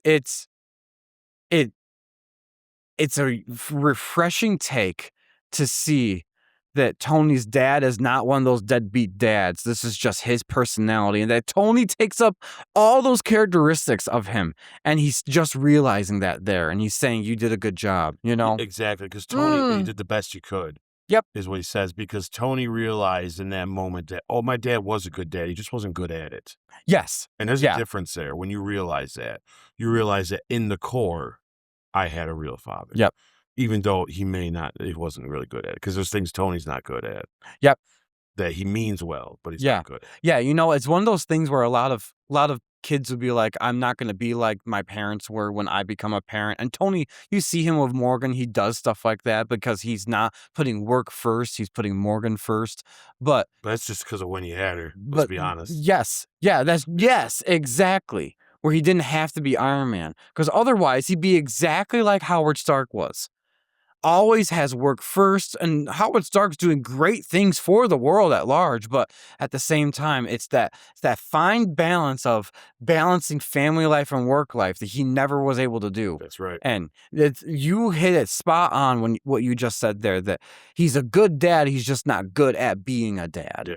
That's it. He's not a bad dude at all. He just didn't know how a father is supposed to act for kids. You know what I mean? Mm-hmm. Like, he doesn't realize missing those little moments was a big deal. But that's all Tony remembers. But then Tony now gets to take a step back and sees for the greater good, this is what my dad was doing. This is what it was really like. Yep. And when his dad says, my son's not, my child's not even in this world, and already I'll move heaven and earth for him. Already I'll do anything for him. Be like, that's when you know he is a good dad. Mm-hmm. He just wasn't good at it. Yes. He didn't show it well. And Tony gets that. And Tony gets that closure of his parents, he of his realizes dad. that he understands that. Oh, it's so good. Thank God they did that. Oh. It's smart, too. It was so good. Anyways, is there anything more to say before we move on to Act 3? Because I feel like we just hashed that whole thing out. Because we end this by them coming back. Okay, yes, there's one more thing to talk about. Then we'll get to Act 3. They all come back now from all these missions that we just talked about. Yeah. Unless was there something more in those other scenes? Nope. I'm good. Yep. And they all they understand the gravity of losing Natasha. Yep. And that is so well displayed. Scene. Yes. Yes. So good. It really showed for change that there are stakes to this that they're doing. Yeah, and the emotion out of everybody. Like, I like Hulk's reaction, and I like how Clint comes at him about it. And yeah, no, it's very emotional. It's a real good scene for all those guys in this moment. Yeah. Yeah, I agree. All right, so what's your score for Act 2? 10. Yeah, 10 out of 10. Sorry. Right? Yeah, I mean, we're trying our best to be critical. I know sometimes we act like it's bad, but it's the point is to try to be critical. But yeah, guys, it's just good. Like, what do you want us to say? Right? It's just good. All right, so I'm gonna read Act 3. Okay. We'll get into it. So, Bruce Banner reverses the snap to bring everyone back, but a 2014 variant of Thanos follows them through the quantum realm and destroys the Avengers compound. Captain America, Iron Man, and Thor fight Thanos, leading into a massive portal sequence where the restored universe's armies assemble. The most epic 22 minutes of a final battle commences with one goal: keeping Thanos from retrieving the new Infinity Gauntlet. While each hero puts up a valiant fight, Thanos gets the gauntlet, but is stopped by Iron Man.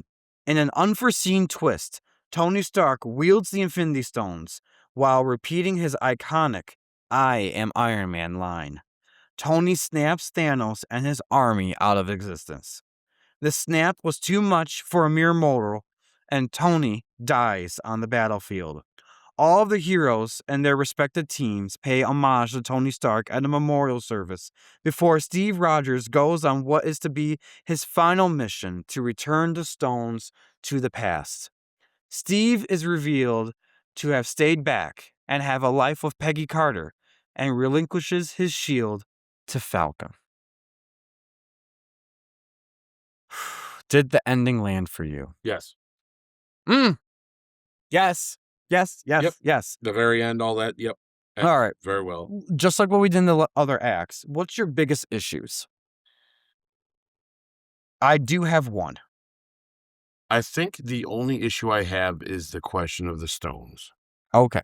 Which is also something that that we realize is probably going to get answered in this encore stuff. And it's literally comes down to how in the hell do they put it back in a Tesseract? Because I realized that they took the Tesseract, so they would have it. So it's not the one that Thanos destroyed. But even then, don't you technically have to break it to get to the stone anyway? Yeah, so how do you put it back in the cube? So how do you put it back, right? How do you make the cube? Like, yeah, it's just wild to think. Because when they give them the case, they're all stones. Yes. Then on top of it, the other one's got to be injected into Jane. Yeah, it has to turn to liquid. Like, so some questions there. I agree. About how you doing this, Cap? How you doing this? You know what I mean? Like, yeah. So I'd be curious to see how that works out. That's the only real big thing I can think of that would be technically a problem. But once again, I think it's overseen because it's, I think it's more of a desire on the continuation of the story, and not an issue of the movie at large. You know what I mean? I agree. And I think that's what we're probably going to see an Endgame encore. It sounds like from what we've know so or at least the far idea of it, right? is that they're going to do that. Yeah. That's all I can think of. So the only issue for me, and I felt this actually when we first watched the movie in the theaters, but I overlooked it. But in the retrospect, it reminded me of it, and I thought, you know what? This is one thing I would have changed. When they do this, when Bruce does the snap, one of the first things that happens is Clint's wife calls him. Yeah. And two things that I feel that one, the illogical part of it, it's been 5 years. That phone number is disconnected. I'm sorry. Probably. I think Verizon was like, no, we're moving on to someone else. Yeah. You know what I mean? Like that's the fact that would even be accessible like that. Like also when they snap back, we know now that they snap back at the same place that they were snapped. That phone has been sitting on the picnic table for 5 years. Just saying, unless she ran into the... See, that's pretty quick after the snap. You run into the house to find your phone, which who knew with the phone where it would be? You know, it's little things like that. And one of the reasons why I would say for me it doesn't work is because I feel like it takes away from the gravity of seeing everyone's back. I agree with you. Because if we find out they're all back by Falcon saying on your left, that's the moment when you're like, oh my gosh, they're back. But it's kind of spoiled with seeing her already back, in my opinion. I got you. Yeah, I think that it was just a levity moment they wanted to show, and they didn't really think about it more than we are right now. Yeah. Because Pepper shows up in the battle too, in the iron suit. How'd she know when to show up? She didn't snap away. Well, she just put the suit on and fly over? Oh, it's happening right now? Okay, Yeah, I'm on my way. yeah. Who told her? I see. She's watching it the whole time, waiting for that moment.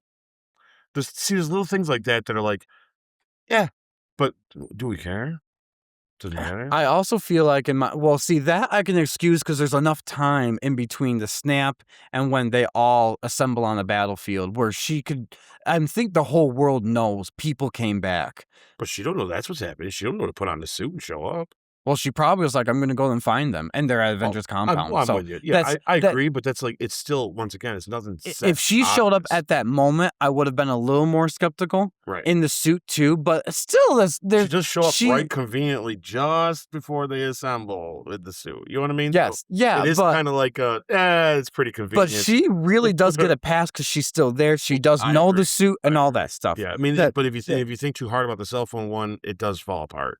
But yeah, it really hurt it, I guess. It doesn't. All I'm saying, you know, it doesn't really hurt it, but for me personally, it took away some of that emotional gravity of them returning. Because now you know they're there, and you're just waiting for them to come back. Yeah. Or at least if he did the snap and that didn't happen, there's still this question mark of did it actually work for them? Yeah, I'm with you. I think that would have been nice. But for me, I already knew. Oh, it did work because her face is popping right up on the phone. Mm-hmm. Plus, like I said, Verizon discontinued that number. So, anyways. Yeah. Like, if I pass away tomorrow, 5 years from now, and I could call you on my phone still, I think Mom should have disconnected my phone by now. Yeah. Just saying. It's funny because, like, the one thing that made me think of the snap, when Hulk does it and it happens like that, the thing that I remembered is, wow, you know, in Far From Home, they show that moment when people show up. Mm-hmm. Like, do you realize that when those people show up, there's still like 2 hours of a battle going on afterwards? Mm-hmm. Well, that's wild. Yeah. Just to think about when they show those moments, I'm like, oh yeah, it's not over yet. No, they were all still in a lot of danger. You know what I mean? Like, it's like, but it just looks, Spider-Man's so casual. It's a part there they are. But what I like about it is that when it gets to that final battle, is that this is the point where they literally have nothing to lose now. Oh, it's all out, man. At least in Infinity War, they had the gravity of Vision being lost, the gravity of losing the stone, losing this, all that stuff. No more. Yeah, because in all honesty, it wasn't just getting the stones out of there from Thanos to get. Mm-hmm. It's you're still dealing with them once you get them out of there. Yeah. Like you're still. They were like, we're gonna go in for the kill. They pulled out all the punches for this. Like it was amazing. Done anyway in the long run, to be honest with you. You know what I'm saying? Like, well, Wanda showed up, and that would have changed. I mean, look what happened. Mm-hmm. So we'll get to that when we get to that moment specifically. But yeah. So that's my only biggest issue. By the way, I get it. It is small and it's nitpicky, but it is a good one. Yeah, it is for me. Like, okay, if your goal was for the emotional weight of us seeing them all again, what you do, Just could have waited. you still feel that. It's just that instead of 100%, I was down to like a 70 to 80% Yeah. because I already knew they were there. So, anyways, now what worked? Holy smokes! Well, I mean, shit. Just like Everything worked. yeah. Everything worked. I love that Hulk's the one to do the snap. Mm-hmm. You know what I'm saying? Like, Yep. he even says it. It's like I was made for this. It's like, Yep. you kind of were. Yep, you were. You know, it's like, This is what goes back to what I talked about in Act 1 of when we talked about Smart Hulk and if we liked him being there or not. He had to be Hulk form, but couldn't be Hulk in order to do that's this. right. And so it makes sense that they did this. It was a creative choice in the beginning, but they made sure story-wise it paid off for him. And that's what's brilliant about the Russo brothers and Stephen McFeely and Marcus there, is that they know what they're doing. They've been writing this stuff since Winter Soldier. They know what they're doing with these characters. It's so good. Every moment you think of, ooh, that's a big swing, they make sure every swing is a home run. Mm-hmm. It's brilliant. Anyways. Yeah, and I love that the choice after this compound gets blown up. I love the choice of the beginning of this fight is the 3 big with Thanos. Yep. We get freaking Viking Thor. I love when Thor says, "Glad we're all on the same page," Yeah. and then No, let's kill him proper. no, yes. And like, Viking Thor, the braided beard, and like full on, so good. yeah, it's so awesome, and it is what a fight we get. One of the best fights. It's one so of the good. best fights of the whole movie. It's so nay, the good. whole MCU. Yeah. Like, wow. Iron Man's bringing all the stops. I like that they're using callbacks from the combos that they had learned from each other, like the Thor giving Iron Man the shock of the lightning and shoots harder and all that. And Thanos shows how formidable he really is. Yep, without the stones. Without the stones, he's just a real tough SOB. Yep. And I love that. And I gotta tell you, when he's got Thor on the ground and that axe is pressed into his chest, I know it doesn't mean much to be worthy of the hammer, but I do not give a shit. It is the coolest thing. It was freaking cool. And then Cap, out of all of them, the one that he's the weakest against Thanos, other than a normal person, basically. Yep, he's the last one left standing. He's the last weakest. And he kicks the shit out of Thanos for a couple seconds. Oh my! With that hammer, he pulls it all out with that thing, and just I like when he throws the shield up and the hammer at the same time and does the shockwave, brings the lightning, drags the lightning. He does every move. Every move. It's like the hammer's telling him, "We can do this, we can do that, we can do this," and it's just it's so cool, and he just looks good doing it. And we're like, "Hey, I love." You're right when you said before. I think the proof that he could have always lifted that hammer is when. Thor looks at him and goes, I knew it, you know what I mean? And then Thanos kicks his face off, which is, I still never get over how hard of a kick that was. Right? Thor. Like, all the moves they did, he literally was like, kapow! Yeah, he's like, into the ground, like, oh my gosh, he's knocked out. I want to take a second here with Thor, like, poor guy. Lost one. Right? Man. Yeah, oh, so good. So good. And then the choice to cut the shield in half. Know what's funny? It looks just like Tony's vision from Age of Ultron. Exactly. So smart. It's exactly like his vision. Wow. Yep.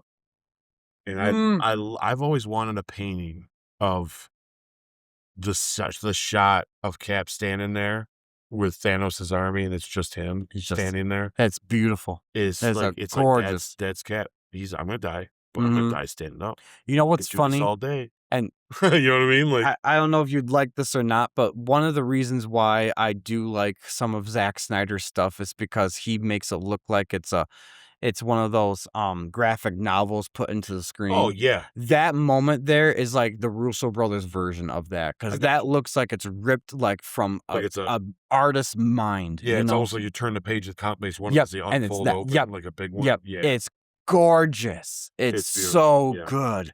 What a moment that is. That I could see on a wall of like covering up a whole wall of just that. Be like, wow. What brilliance it is to do this with his character in this moment. Like it's just because it's him. That's who it's gonna be. That is.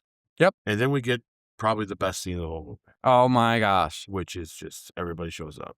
Oh my gosh. How's it not the best scene? I mean, I get it.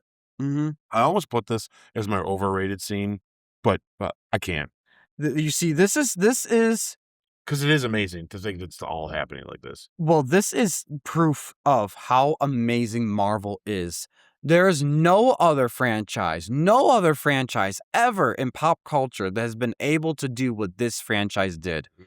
Like, we are getting so many different attempts at DC, but none of them pale and they all, because they haven't been able to get their feet off running for the most part, like Marvel at least has, with a structure and a formula and a decade of movies behind them that has a proven track record of continuing this story.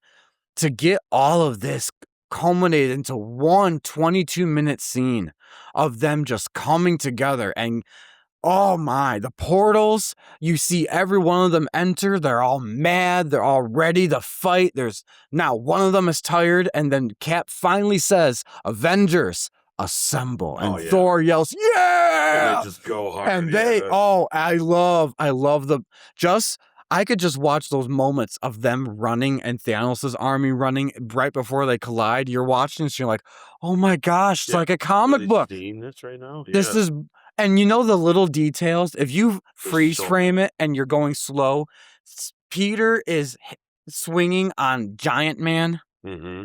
Like, they thought of everything. How Wanda's flying. There's not one CGI glitch at all in this. Yeah, this is picture perfect. Oh my! And then when they collide, everyone's having their moment, and it's happening so much. You have to pause the screen, and then you're seeing 7 different characters, and they're all doing something epically cool. Yeah, and that first epic shot of them fighting is almost like one take of a shot. Oh yes! It's not a bunch of clipping of little moments. It's like this is happening right now, all at the same time. So good. It's so good. I mean, we could go through every single moment, but like I think the highlight ones is definitely, just that initial fight going into it. I can tell you I wrote down just my highlight moments of those 22 minutes. Let's hit yours because you probably got a lot of the same ones I'm thinking. And stop me if it's one of yours and you want to elaborate on or just give your feelings or 2 cents. Yeah, I just might jump in it before you move on. Yep. I was literally typing as I'm watching this, like glued to the TV while I'm not even looking at my computer, like, oh, I like this. Oh, I like this. Oh, I like this. Yeah. So, Pepper and Tony. I love the scene when they're back to back in the Iron Man and rescue suits and like, oh, husband and wife right there. I love it. It's pretty badass. Yeah. I agree. I love when Thor and Steve are together and Thor's like, no, you get the little one. Yeah. It's so good. It's so good. Oh, and then Tony reuniting with Peter Parker. Yep. Great moment. Oh my gosh. And he gives him the hug. And it's just so good. And Peter's like, oh, this is nice. Yes, it is.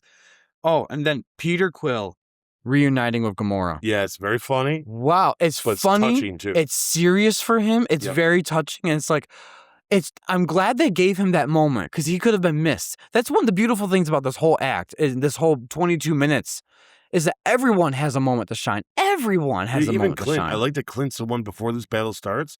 Is the one that's literally got the gauntlet, and he's the one that finds it in the compound. He's holding on to it this whole time, and he's running away from all these creatures. Yep, like, and it's a great choice to let Nebula kill old Nebula. Or yes, I think that's smart. Yep, and it's good, and it shows a lot. But anyway, I agree. No, I agree. I like that. With the thing with Gamora. I just wanted to make sure we touched on those as well. But yeah, the thing with Gamora is good. And I love the joke that Gamora's like, really, this one? And Nebula says, it's either him or a tree. Yeah. I'm like, what the heck? All right. I love the moment when they're like, how do we get this out of here? And then, does anyone see an old ugly brown van out there? With the La Cucaracha thing. Yeah, that's so funny. And then I love the Hope says, we're on it, Cap. Because that's a nod to Ant-Man and Wasp when she's like, Cap, saying Cap. And then she gives Scott the look, be like, yeah, I could call him Cap too. Yeah. Like, see, they all have their moment in this act. Oh, and then we get to Wanda and Thanos. Yeah, let's talk about that for a second. Oh, my beat the hell out of him. I was riveted in my seats in the theaters. Like, oh my gosh, no, she's here. Part of me, when I was going into Endgame that first time when we went to Geneseo Theaters to see it, I'll never forget it. That was a long day at work waiting to get to that movie. Yeah. Anyways, what I kept thinking, everyone's sleeping on Wanda because look at what she could do. And we have barely touched her. And I know what she's like in the comics. And I'm like, she's reality warping powers. She can kill him. And then we get to that moment and they give her that moment to shine. She single-handedly could have just killed Thanos. Oh, yeah. She was doing it if it wasn't for Thanos saying rain fire. Mm-hmm. Oh my gosh. Yeah, he was losing. Wow. He knew it too. Oh. Like, I do like how I don't even know who you are. That dialogue. You will. Yeah. Oh. And he Makes does. my skin crawl. He's like, It's so this girl's good. beat me. Yeah. So good. Yeah. Oh, I love her to death. And that's just so well done. So well done. And yeah. And Peter, when he says, and in the middle of that, while she's fighting him, Peter says, activate instant kill. And then it just starts like, wow. But Carol Danvers' entrance. See, everyone gets their moment to shine. Mhm. All of a sudden, as the raining fire is happening, you think, wow, they really have the upper hand like Thanos does. Like, this is crazy. Then everything just stops. All the guns point up to the air and they start blasting. And you're like, it doesn't even dawn on me what's happening. And I'm like, huh? And then when Tony says, Friday, what's happening? And Friday says, something just entered the upper atmosphere. Then you see the fireball come down. I immediately was like, oh my God, Captain Marvel. Yeah. And we saw what she just did in that last movie. Like, oh my God. And it lived up to the hype. Yeah, it's a great Going shot of her through. going through Oh. it. Up in the air, you see her go. It looked great. It looked great. Yeah. Oh my gosh, this Special character effects is are dope. so good. And Russo brothers have treated her so well. And then she lands and he's like, I'm Peter Parker. And she's like, hey, Peter Parker, you got something for me? I'm like, oh my gosh. Mhm. And I this is where I wrote down to this part that a lot of people had a problem with this. I had no problem with this. It's right after that when he says, I don't know how you're going to get through this. And Okoye says, don't worry, she's got help. And all the female heroes team up around her and they start kicking butt with Thanos' army and Thanos. A lot of people had, like, I feel like it's more of like the trolls behind the scenes where like, it's women empowerment. What do you guys expect for this? These are your heroes. These are the women we all admire. Who cares? Like, it's an epic moment to see all of them come together, having each other's backs and kicking some butt. Like, yeah, and it wasn't heavy-handed. no, it was perfect. It was good. It was a nice nod to what Yes. If anything, it was a reminder, look what Marvel's done for these people. Yes. Look how far we've come. Yes. For Marvel's one that had seen this through. Which Stan Lee and them all the time made bounds when it comes down to this kind of stuff back then. Yeah. Like, creating black characters back then was a big deal. When Storm was the first black superhero ever, and I'm sure that was controversial for a while. Like, just what? showing the respect they have for what they've done over the years. Well, plus this is a decade of the movies that we've told, and all these characters, all these women we've seen, and how we love. They all have a moment in their own movies, and some of them are either the best part of the movie or some of the weakest performances. But it's shown how they all have grown as characters. That now we want to see them come together. They earned their spot at the end. They earned this. Yeah. And darn it, they deserve that. So, and they all get these really cool moments to do some neat stuff. It's like, like you said, somebody you might only get 30 seconds to have a cool moment, but you get it, and it's worth it, and it's so good. And I love that. I don't care what anyone says. That is a really good scene in that movie of them, the women coming together to say we're going to help Carol, and which she really doesn't need any help, but they still band together and they were each doing their thing. Stops her. And I love that part of that before we get right on to what we're about to talk about, which is a big deal. I love the reminiscence of the Ultron blast from Age of Ultron, where that one you had Vision, Tony, and Thor. This one you had Pepper. I'm trying to remember the other two characters, but you had three characters doing the same thing to Thanos. And I'm like, that's awesome. Yeah. That's awesome. Yeah, I agree. So anyways, now let's talk about what we really want to talk about of the end of this battle. Yeah, so I love that he pulls the Power Stone out of the glove to punch her in the face. Yeah, because she was beating. When he headbutts her and she doesn't wince, and she gets up and she's about to hit him. You see his face too. He's like, okay. He's like, oh no, oh shit, yeah. When he takes the Power Stone out, and awesome. Yeah. You know what? This is the first time in a long time I noticed when he grabbed the Power Stone, his hand started to burn. Yep. And he just hits her with it. And Yeah, puts it because he's back in. grabbing that thing raw. It's no Yeah. gauntlet, no anything. It's Yeah. just bare hand right there. Yeah, he's all out too. Thanos is all out. Like he's not Mhm. messing around. Yeah, Mm. no, that's a great moment. And this is when Tony looks at Strange. Yep, and he's like Yeah, in his own shaky. with his own crooked, broken finger. You see his hands all open here too. It's all it take longer to get to one. Yeah. Well, But anyway, also he had his hands broken, so his hands are permanently going to be like Grandma Josie. Yeah. Like anyone who has a Sicilian grandmother, they all have the same fingers. Everything's pointing. They're all like this. They're like, yeah. Anyways, grab me that over there. You're like, that's what we had growing up. So yeah, it's yes, exactly. That when he grabs Thanos' hand, his gauntlet, and it's so seamless. Then the stones go over. You don't even think about like how like oh no. I've watched so many people. You know how many people have asked me, how did you get him out? So he's got nanotechnology. Yeah, how they come up is how they got out. He holds it long enough, and it's moving from one to another. Like this isn't rocket science. He made the glove. You just don't see it because that's what they wanted you to not see. They wanted you to think when Thanos was going to do that, it was going to be, oh crap, here we go again. Yeah. But no, he made the glove. Like it's what it does. It's anyways, yeah, but when he's holding it, all the stones. Yeah. What a moment. Oh my gosh. I like the choice of few words. Mm-hmm. And a lot of it is because realistically, he's probably probably can't say much. Oh yeah, I mean that's excruciating. I think he's lucky he's able to get the snap off. Oh, right? You have the power of the cosmos going through you. Like that's whew. It's like a matter of acceptance of okay, you know what I mean? Yeah, like any moment now I need the snap. And I need to also, not only does he need to endure the pain and snap, but he needs to think about what he's going to snap because that's what they were talking about in the whole movie is, remember, when you snap, you have to bring everyone back. So this time when he snaps, he has to think, I want all of you gone. Yeah.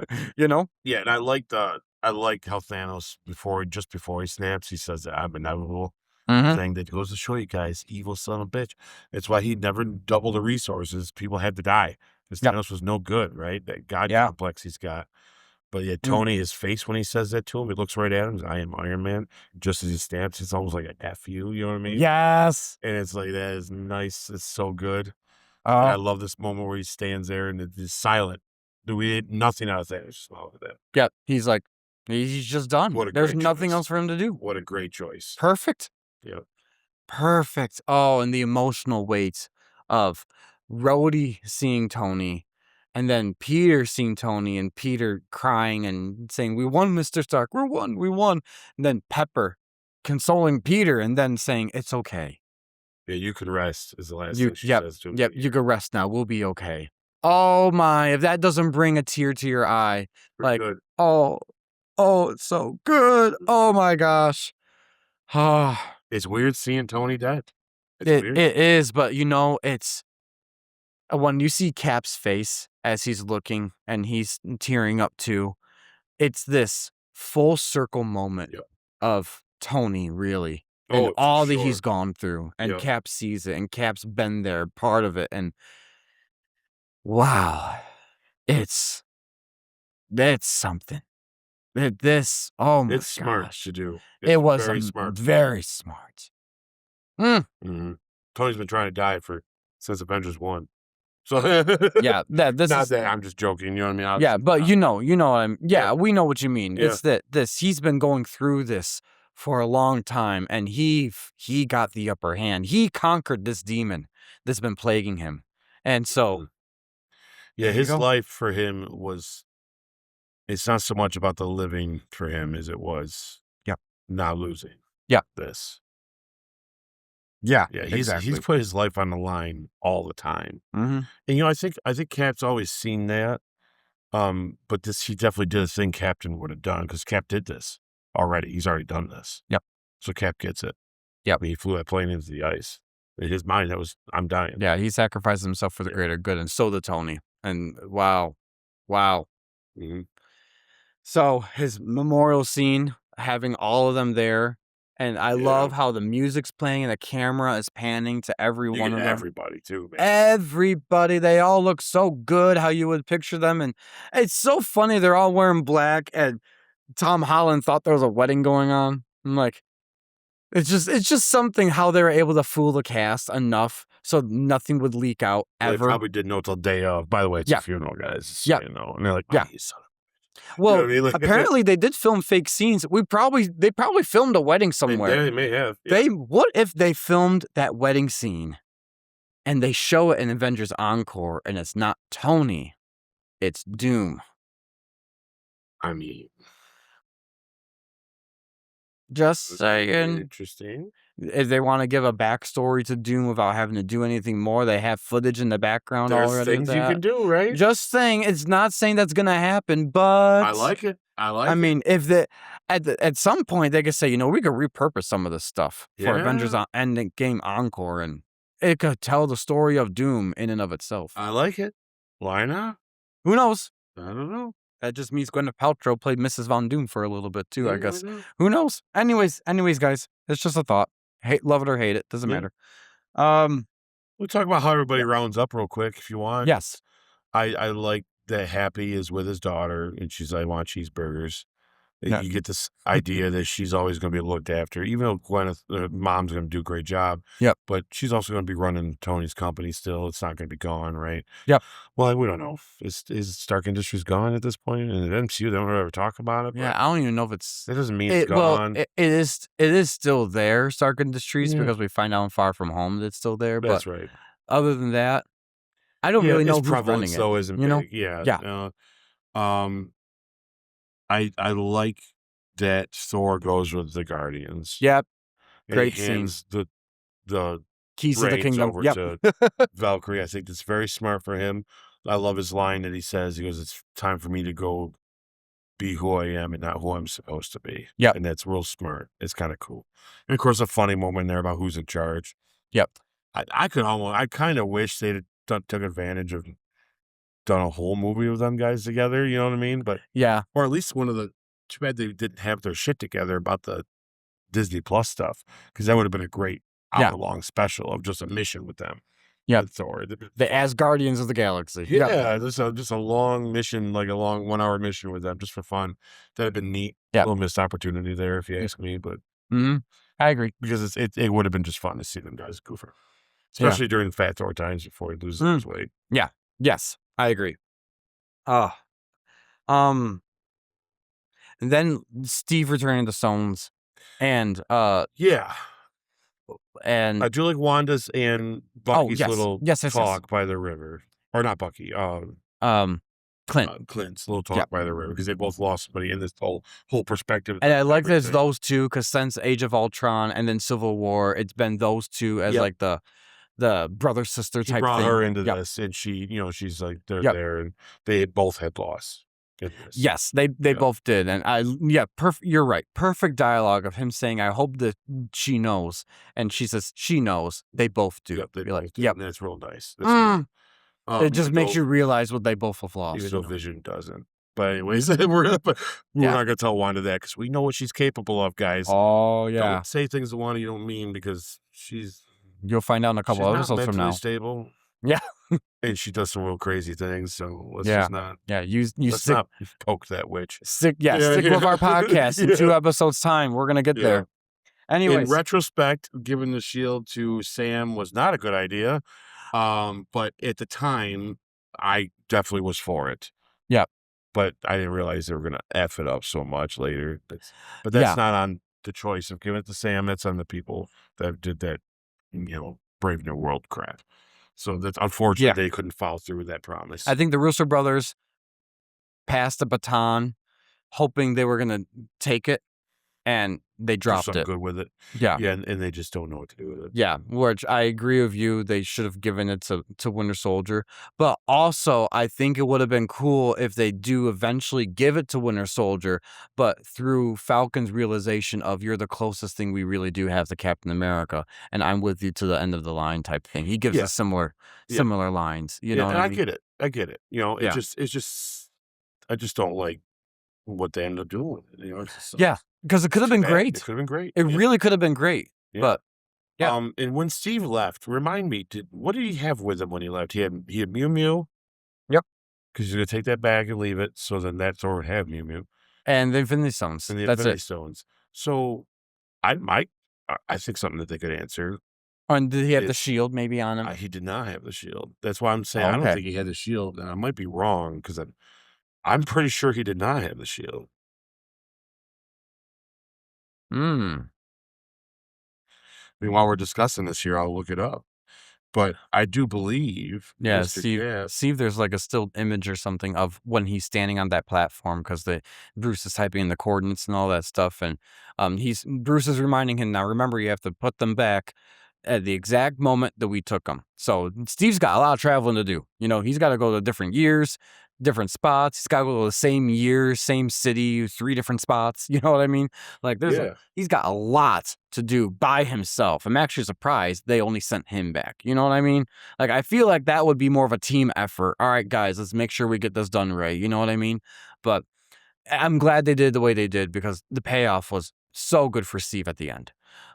For that, at least for what he got to be able to do. But yeah, no, from what I remember, he had the suit on to go into the quantum realm. And he had a suitcase that had all the Infinity Stones neatly he does not have tucked the away. shield. No shield, No but he has Mew Mew. Yep. So it makes me wonder, where did he get the shield? Like where? Yeah. At what point did he? I mean, obviously there's places he could have got it, right? But like, Yeah.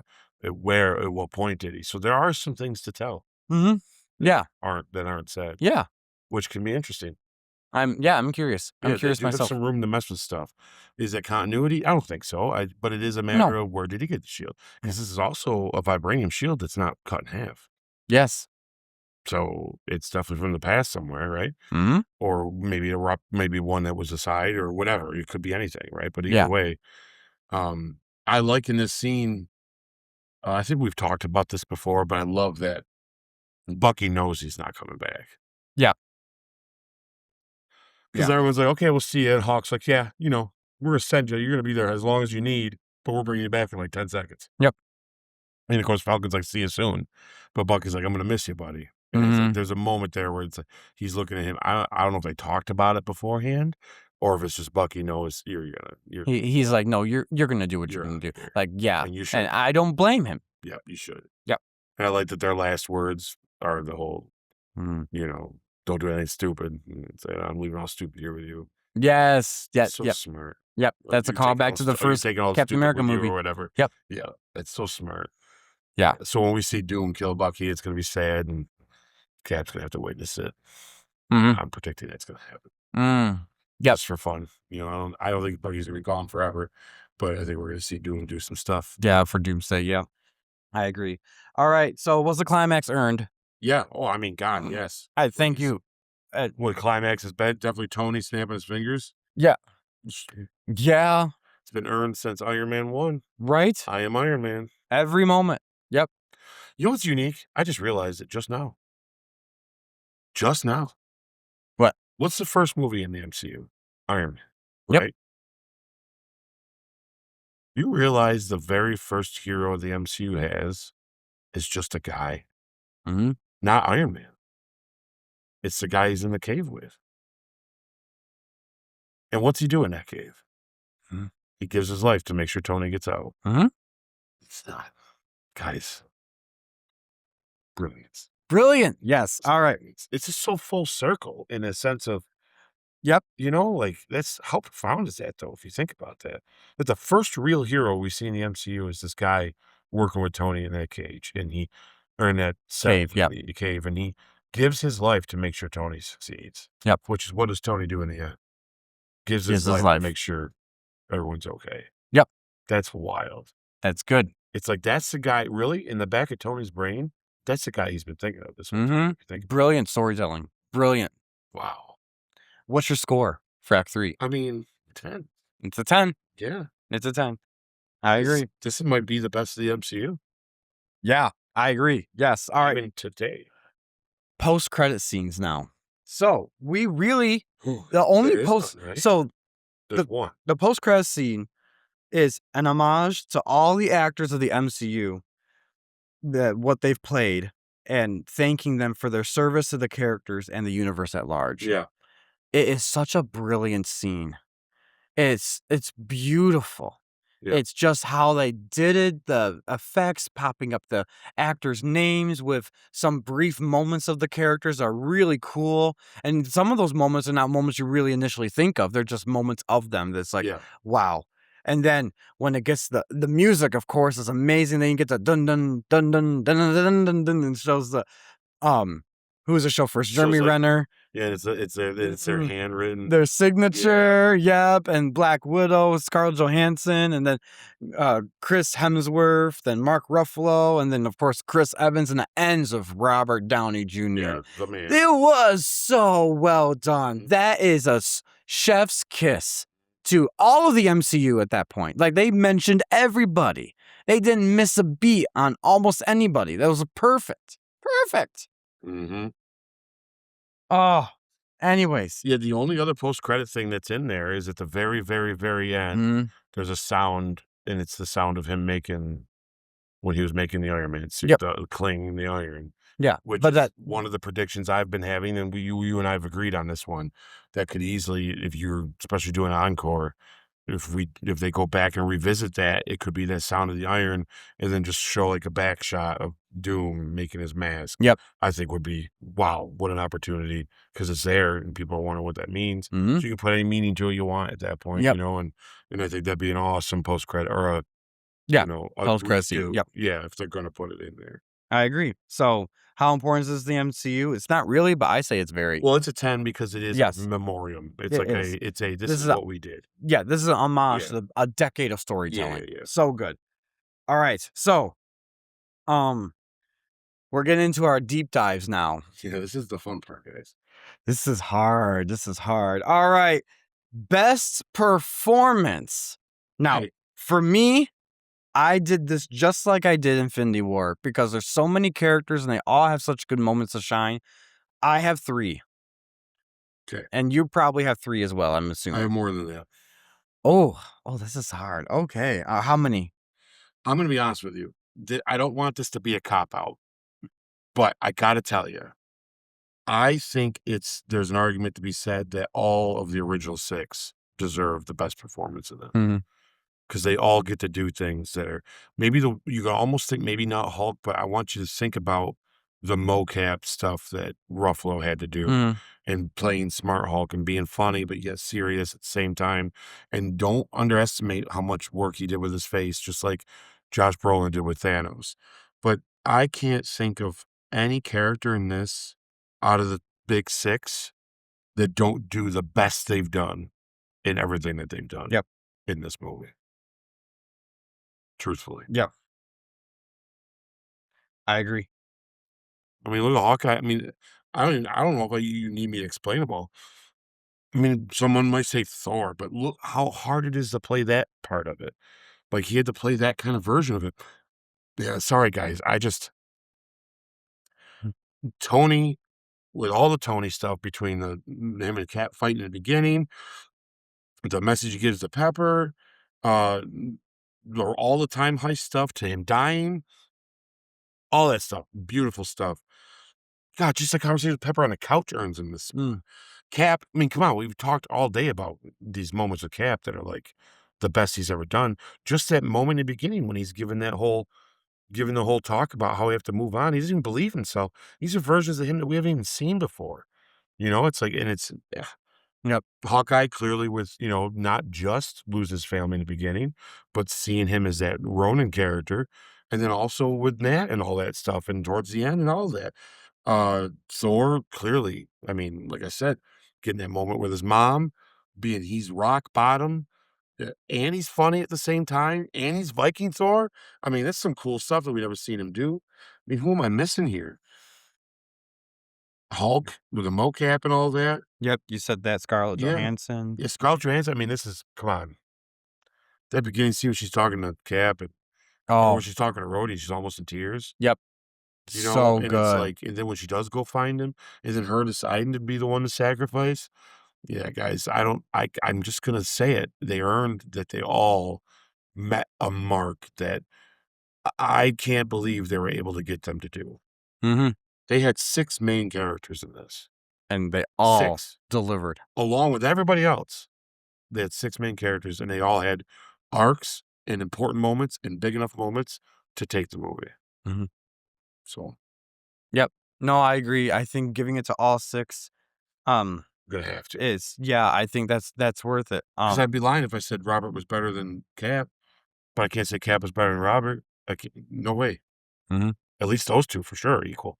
Mhm. I had to pick 2, it's them, but I think they all deserve it. No, I do. Like, it's kind of like how I wrote down like a list of all 6 of them. Like I originally had 3, but in retrospect, I'm putting all this together. Yeah, the other 3 too were very important. So I have a list of who I'd say was like 1 all the way down to 6, but it's Yeah, not if I had really to that. rank them, I could If you had to rank do it. them, yeah, but it's not that important because they all do give a great performance. You know what I mean? Yeah, it's all life-changing stuff in this. It's all huge. Like, Hmm. it's some of the best stuff. Yeah, I agree. All right, so most surprising performance. I actually have one for this, and it's amazing. I'm surprised. I'm gonna say Paul Rudd. He's one of my 3. So yes. I can't believe how much he really was kind of the glue in the beginning, Mhm. and I love how he does with I like his interactions with everybody. I think he does well with everybody. I like all the scenes he's got. I think Paul killed it in this role, Mhm. in this spot, which is weird to say because you guys just recently saw how we feel about Ant-Man and the Wasp. Yeah, but it's not him that's the problem, though. No, it's the It's never writing. been it. Yep. It's never been it. Yeah, so I wrote down Paul Rudd. I also wrote down Karen Gillan for Nebula. That's I very thought good that was choice. very good of being able to play Mhm. both versions of Nebula and really able to hone it in for the emotional aspects of it and how you see just by them standing in the same room, the character trajectory of evil Nebula and Avenger Nebula. Like, Yeah. wow. Like, wow. I just thought she did such a good job in that. And then I did put Brie Larson as the last one Good choice. because Yep, good every choice. moment she was on the screen, which wasn't many, but it was impactful. She was likable, which is opposite of what the internet likes to say about her, and it's really good. Good choice. She proved why she's a Oscar-winning actress Yep, in like it. this. So, yeah, so those 3 for me. Weakest performance, if any. I got one. There's one character in this that does not get a moment to shine, and they're just there, and it's okay that they're there. They have to be, and it's important, but there's no particular moment Mm, that they earned, like we've been watching this whole time because the character's gone already. That's mm, Gamora. mm, I mean, we get this version of her, but there's not much to it. It's just she's there. We know what's going on, the surprise moments. There's no real moment, though, that is like, boom, but it's okay. I'm not saying it's bad. It's just there's nothing for her. I actually was surprised you said Gamora. I would have thought you said Rhodey. No, Gamora. Yeah. Would you view Rhodey in a similar light, that he's just there? He was gonna be my second choice Mhm. because he was kinda just there. Yeah. 'Cause But he's always kinda just there. mhm.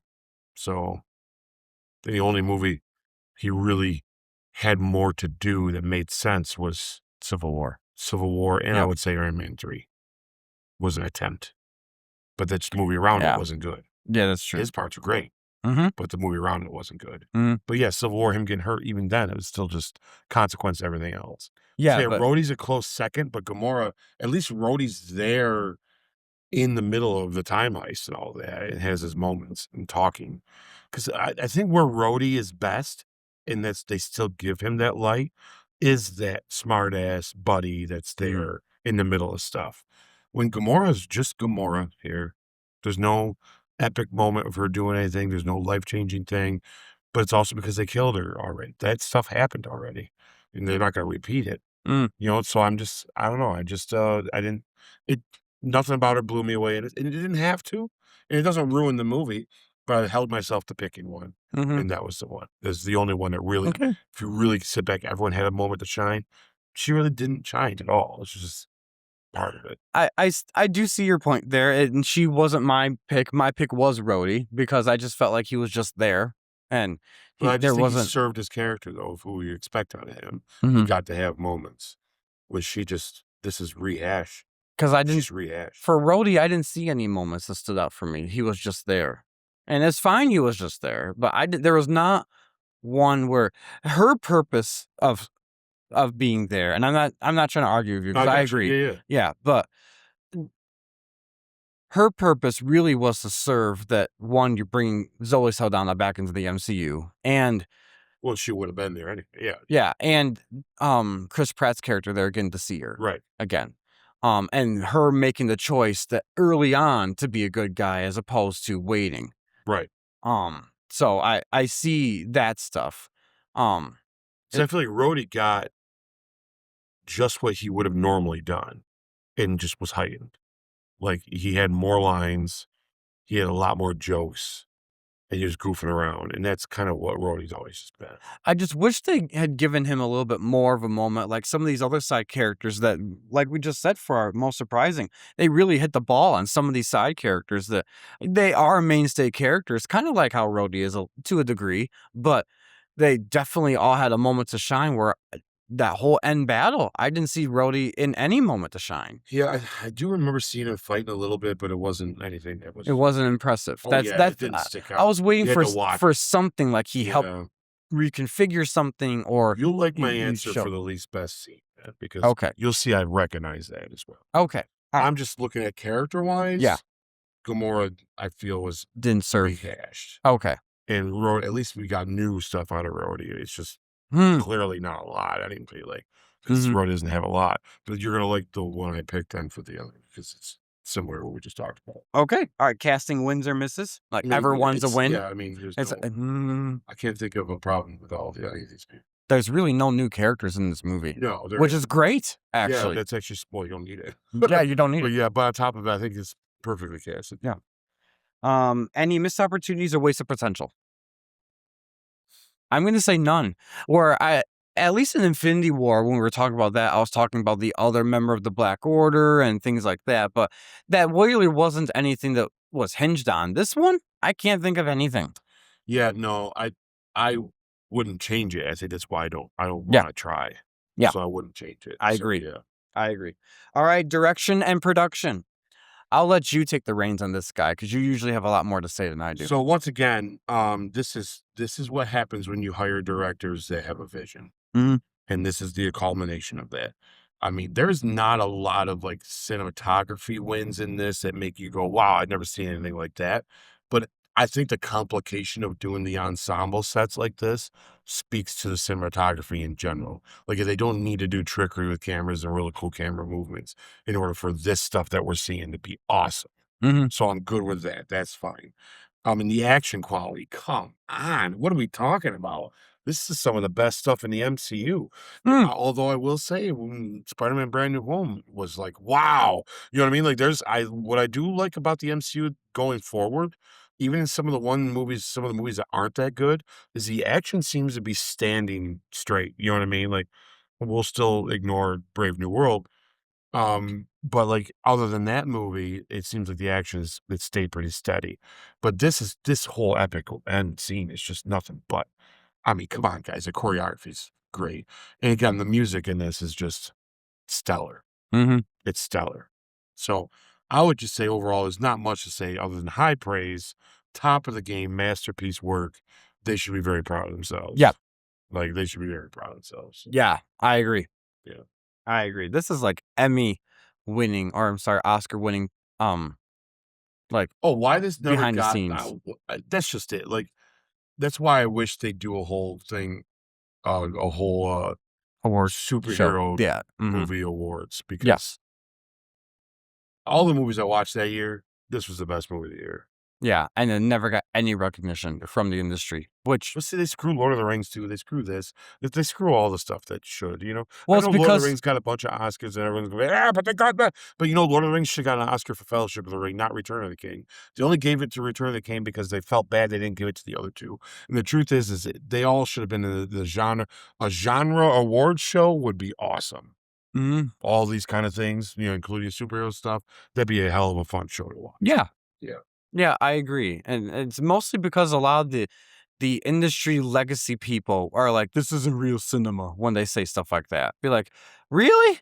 Or have you not seen this? Just because it may have been derived from a comic book This is high quality stuff right here. See, what those guys don't understand is you go back in the day when they're young and they're watching those old shows like, Bonanza and like some of the Mhm. stuff they like. They were kids like old like you'll hear Scorsese say this isn't real cinema, but you would mention to him old school Superman like black and white.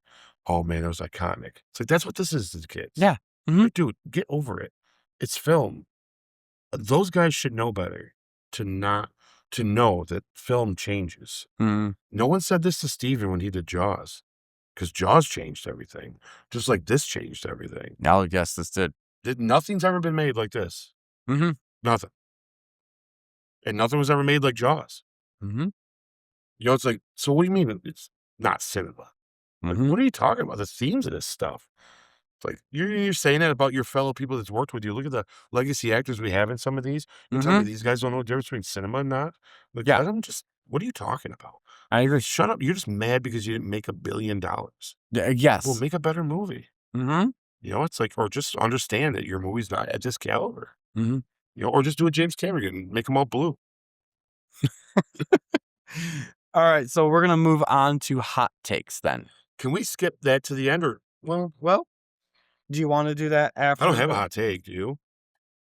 My only hot take is I'm gonna echo your hot take from Winter Soldier. The Russo brothers have ruined the MCU. Oh, yeah. I mean, what the hell? What do you do? There's a reason why we haven't gotten an Avengers movie since now. We haven't gotten this type of quality of a movie since I think maybe 2 or 3 movies between Phase 4 and Phase 6 have been this quality, but that's being I think we just saw the one that comes the closest. We just saw it. Brand New Day. Yeah. Yeah, I That would. movie is amazing. I mean, I would say like I, I'm trying to think of some of the ones that came out that. I mean, there's Oh, movies I really liked. I like Far From Home. I like No Way Home. mhm. Yeah, I would definitely say No Way Home, Shang-Chi, Fantastic Four, and Thunderbolts are the 4 that come to my brain Oof. of like peak MCU quality. And I personally would take Thunderbolts and Fantastic Four off the list. Mm, I think Thunderbolts was good, but Thunderbolts was only there's one ingredient that would have ruined that movie if it took it. mhm. And Fantastic Four, where it was amazing, and it felt like, oh, we're back into this awesomeness. It's because it wasn't in the MCU, Well, right? not so much that it still could have been and still been good, but yeah, it had the help of being adjacent to all the bullshit. Mhm, So it's like you can't mess it up because it doesn't have anything to do with any of it. So them messing it up would have been them really dropping the ball, and the fact that they didn't felt refreshing. So mhm. I will say Fantastic Four was refreshing in that sense. But do I think it's as good as this? I don't think so, or close to that. I know nothing's I better mean, than I this guess right now, I but can like, see. you know what I'm Yeah, trying to say. yeah. And I would even say with No Way Home, there's issues that deter it. Um, yeah, the quality wise though, it's just been it's hard. But there's a lot of see, the thing is the good ones are fine, and we're okay with that. But there's more crap than good this last. That's true. Yes, That's why we feel it, because yeah. there's less good, Mhm. you know what I'm saying? And So when we do get a good, we're high praising it more so right, which it's probably gonna be a shock to our systems if Doomsday ends up this good. because we're not used to it. If Doomsday ends up even as good as Infinity War was, Mhm. they were gonna be like, "Oh my god, we forgot how good this could be." Yep. And it has the potential to be that way, especially with our X-Men on top of it. Yep. We're gonna be a mess. Well, especially since what we just saw with Spider-Man Brand New Day, Oh my god. what they were able to pull off of Yeah, that and movie. watching it again has made me understand, like, take the Gene stuff out, it's an amazing Spider-Man. It's the best Yep. Spider-Man movie I've ever seen. Yep. And I feel like the Gene stuff is just another way of passing the baton to see what's gonna happen, and as long as it does a payoff, then this is a slam dunk movie. I even dare say, just for a quick little nod to it, it's the first time I watched a Spider-Man movie where as good as all the Spider-Man were, and as much as I think Tom's probably the better version or more accurate one, um, this is the first time that Spider-Man movie was the first time I kind of forgot it was Spider-Man, Mm, but yet knew it was Spider-Man, right? Like, it mhm, felt that kinda new mhm, that we thought they were gonna do too much and not feel like a new Spider-Man movie, they literally went all in like on it. And so yeah, anyways, Yeah. that's beside the point, guys, because that second watch helped us a lot really understand how much we love it. All right. But So yeah, hot take wise, I kind of want to give you a little gist of like that stuff about how I feel about how they came up with these characters, but I think it'd be just best for the end, sure, not so much in the hot takes. that's okay. So how about let's do then our quick fire questions that we have here. Best scene of the movie. That end battle I just put. Like Yeah, from the moment that the portals opened up and they said on your left to the end of to Tony saying I'm Iron Man. That whole thing. It's on our screen right now. It's pure. It's like pure f- geek fandom orgasm stuff. Like this is amazing. that's what I was trying to figure if I would be right in saying the whole battle. It's Yeah, just because there's not one moment of the battle that's underutilized, that's not just we're not in like awe. waiting all this time for. Yes, this is the time where they actually made one of those comic book movies where everyone comes together and they actually did it. And it's a good payoff because it's a decade later of 21 movies later. Like, wow. Yeah, yep, good. So So, we're in yeah. agreement. So I was gonna say that, but I felt like I was cheating, but But no, I it's mean, it's got to be this this. is what they did, and this is how they need that recognition of, guess what, Russo brothers, you did a great job at this. Yeah, for me, it starts when the three of them approach Mhm. Thanos. Yep, that was a That great to when scene too. Tony snaps, it's Mhm. just what we're watching. Yeah. No, It's- this whole thing is straight out of a comic book, and it's Yep. brilliantly done, brilliantly shot. Every moment is so good. So yeah, that's the best scene in the movie, hands down. Least best scene. What's yours? So this is the one that's got to do with Rhodey. Okay. Honestly, I'm not saying it's not bad. It doesn't hurt the movie. It's not going to go anywhere. I just held myself to the fire. And because they don't have much to do with Rhodey's character, he's just kind of there. That's kind of how them getting the stone from when with Peter was. Yep. There was not a lot going on there. The best thing that come out of that was we saw how Nebula got taken by Thanos. Yep. Other than that, it was just a silly, goofy, having fun, and there was no point because they couldn't do much with him because there was nothing to do. So Like the only purpose he really served in that scene was actually having the stone and taking it back. that's it. Yep. But other than that, Nebula could have done that whole thing by herself, didn't really need to. Yep. So it just felt like, why are you there? So You know is what I it mean? a bad scene? No, but it's No, the but it's the least least out of best. all of it. Yeah. Yeah. Yeah. I agree. I completely agree. All right. Best villain moment. I like when Thanos sees that he dies Mm. and he does that whole, that's what did he say? How he said it was interesting. He first says he does the stones and she says, so you get what you win. And he says, it's destiny. And then he sees himself die and he says something about it's destiny. And he adds something Oh, to it. fulfilled. Yeah, that's destiny fulfilled. That's Destiny. It's like the guy is so set on it. Mm-hmm. He's happy to see it happen that Yep. way. And then how he explains it to them at the end, he's like, I'm actually grateful that you shown me Yeah. that you're not, that my mission was going to fail. That, yeah, I was going to win, but you were still going to fight me. So now I know I got to Yep. destroy everything. Yep. See, that's what I wrote is when Thanos reveals that he now will completely destroy the universe and rebuild it in his image. Yeah. A little doomsday foreshadowing. Yeah. I think that's why the Russo brothers are going to connect this to Doomsdays, because that moment right there when Thanos says the universe will begin anew on Earth, basically in his image, which is exactly Doom's motivation in the Secret Wars Yeah. comics, is that he recreates the universe in his image. That I think that's the moment where I clicked in my head in this retrospective, anticipating what's coming up with Doomsday, that's how they're going to link both these movies together. That Yeah, I this like is a direct sequel to Endgame is Doomsday and someone actually doing what he was going to do. Yeah. So So it's anyways. funny how ours link to each other because Yep. I think when he recognizes that, I like that moment. Yeah. And you like when he actually says it. So it's kind of like, Yeah. So that whole dynamic is cool Mhm. for me. Yeah.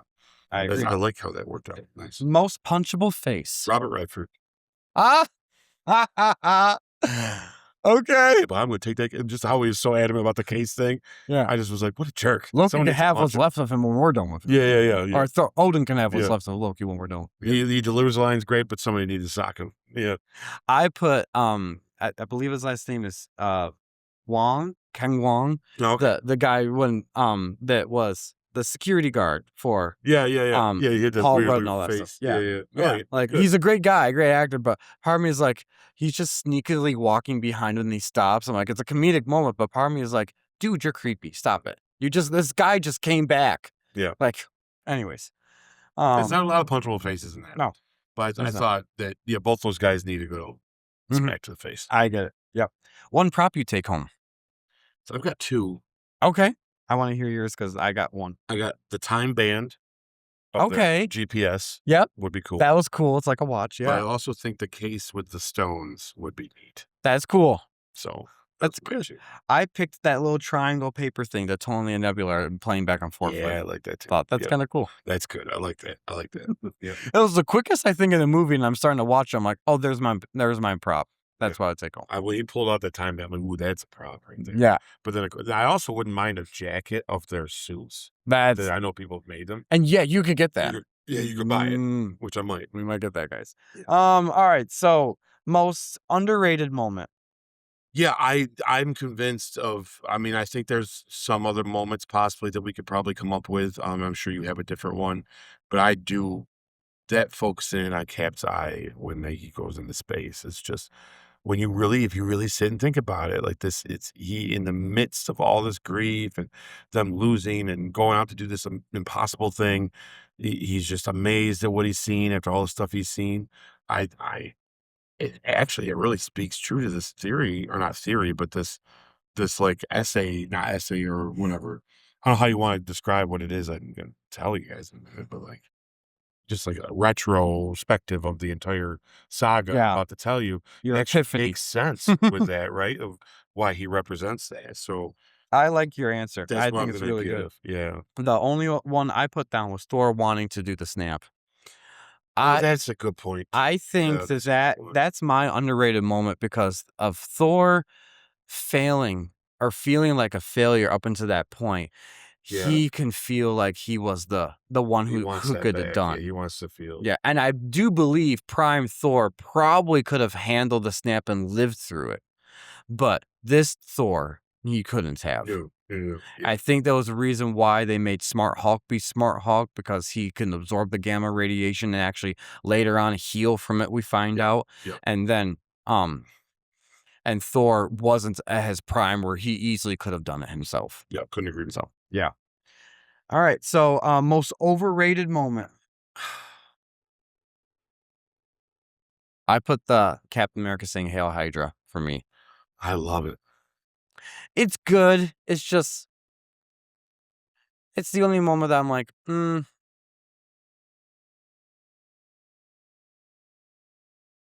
yeah, this was really hard. This was great. I mean, I don't think they ever went overboard on many of the things in this. Tony's death, no kidding. Yeah, Cap with Mjolnir. The only reason that would ever be listed as overrated is because what it means to be worthy has been a little convoluted in the MCU. I mean, I guess technically that makes sense. Yeah, but it's still, yeah, and even the Hail Hydra thing, I like the scene. I really, yeah. It's just, Army is like, okay. It's so smart. It's very smart, and it's definitely the something. Way to get that case is definitely something I would not have. I did not expect. Yeah. So yeah, but yeah. So let's leave it at that, guys. For now. Yeah, I just had to feel something in it. So yeah. Yeah. All right, funniest moment. So there's a lot of good funny moments in this, and a lot of them are tough to find. But the one I laughed out the loudest, the most, is definitely the testing the time machine in Scott. The time going through Scott. I always laugh at that. The whole section there is just so good. That is a good one. Right up to when Tony pulls up to him and says, "Let me guess, he turned into a baby." Yeah. So you just knew it, like, but just that whole. As a baby, you just it's Cap that sells it. Yep. He's just freaking out. Yep. Yeah, I love it when Thor's sleeping and they're discussing the stones. Bring it back. Yeah. When Thor's sleeping. Yeah, when they say Thor, you know about this one. They all pan to him and he's with the glasses on. Like, he's dead. Is he dead? No, he's asleep. Yeah. It's so good. I love that. I laughed out loud for that. All right. Most emotional moment. Yeah, this gets tough, guys, because I get emotional with some weird moments in movies. obviously, I'm going to say the obvious ones. And clearly, Tony dying's pretty emotional. How do you not put that as the most emotional, right?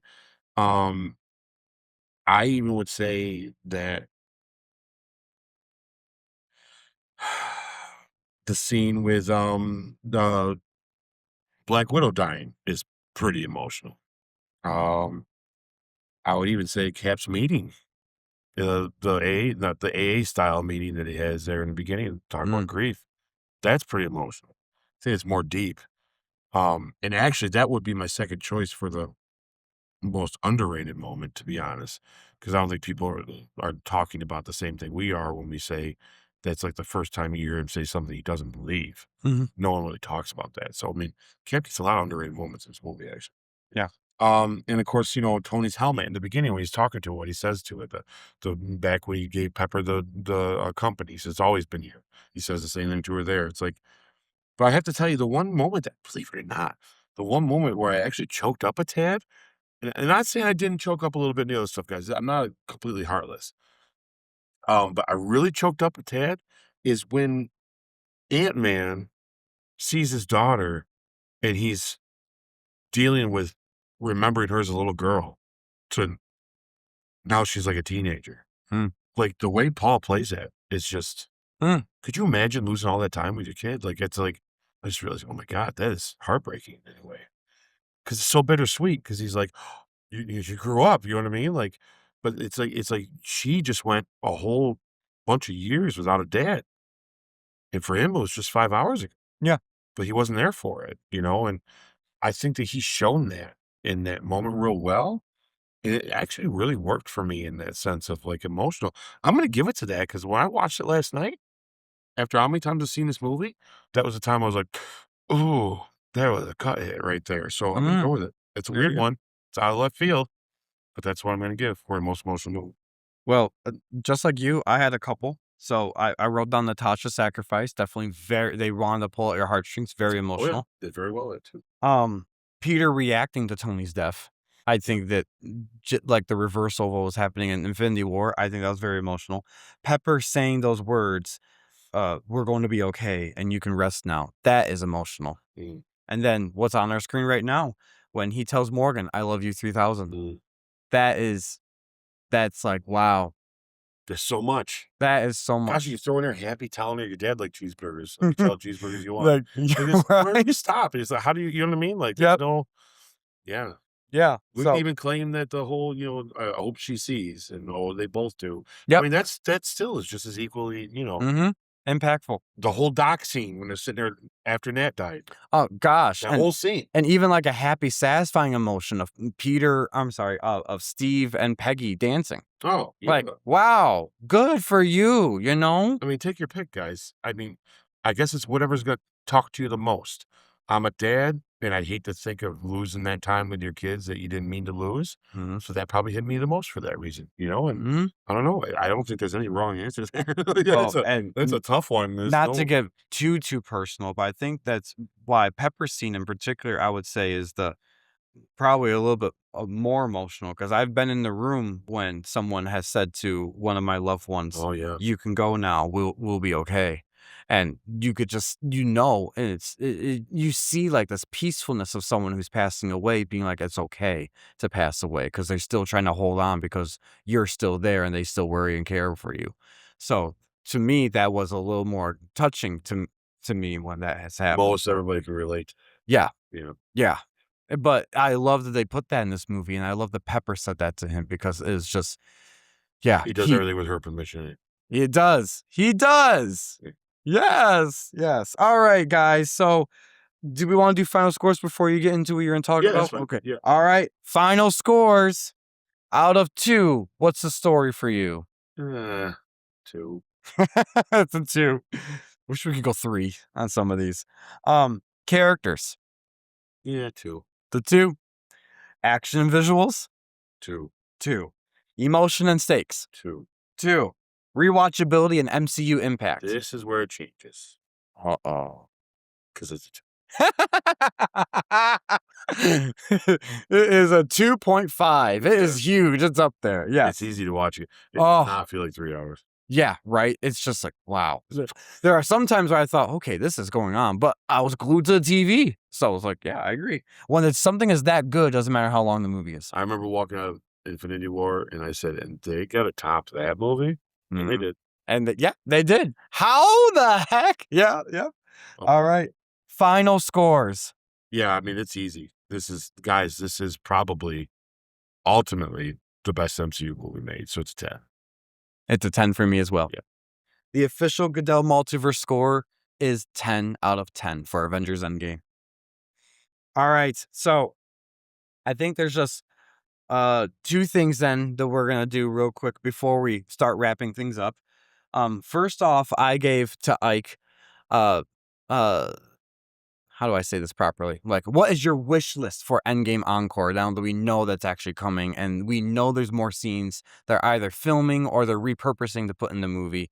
What are 2, 3, how many scenes do you want type thing? I think the 2 would be nice. I think it would be a missed opportunity to not make a scene out of the sound at the end of the credits. Yep. Out of that, That's a good the one. clanging the metal. Because it's there already, so just add to it, you know? It would not affect the rest of this movie at all, you know? The only other one that I would say I wouldn't mind them putting in that won't affect the movie either, but it makes me wonder how long the scene would be, because they say there's 15 minutes, right? Is kind of what the word is. Yeah. The rumor. Yeah, but they said they have a lot more that they would do too. So I don't know. I Yeah, think we're it's. not sure. I don't know if it's 15 minutes of new footage, and then the deleted scenes they're adding in too, which would make it like a half hour's worth. You know what I mean? I don't know the specifics. Yeah, because the only other one that would make sense to me would definitely be the Returning the Stones. You know, I'm worried about doing too much in the actual meat of the story that will change this movie too much. Mm-hmm. But so I think if you show us things we didn't see, would probably be the best, in my opinion. And I narrowed it down to those two. My wish list would be show us the key moments of the Stones going back, which might be able to show us why, things happen in the future. And as I do think I mean, come on, if they didn't think of this pan up shot behind Doom and the hammer and hitting the mask, I mean, that'd be awesome. Yeah. So that's me. Okay. I have 4 scenes that I would have put in there. I think you've already talked about maybe one of them, or we've talked about it before, like during this podcast. One is they did show in the theaters when they did Avengers Endgame, and they did release some new footage for a while at the end of its theatrical run. An intro scene of Hulk doing something.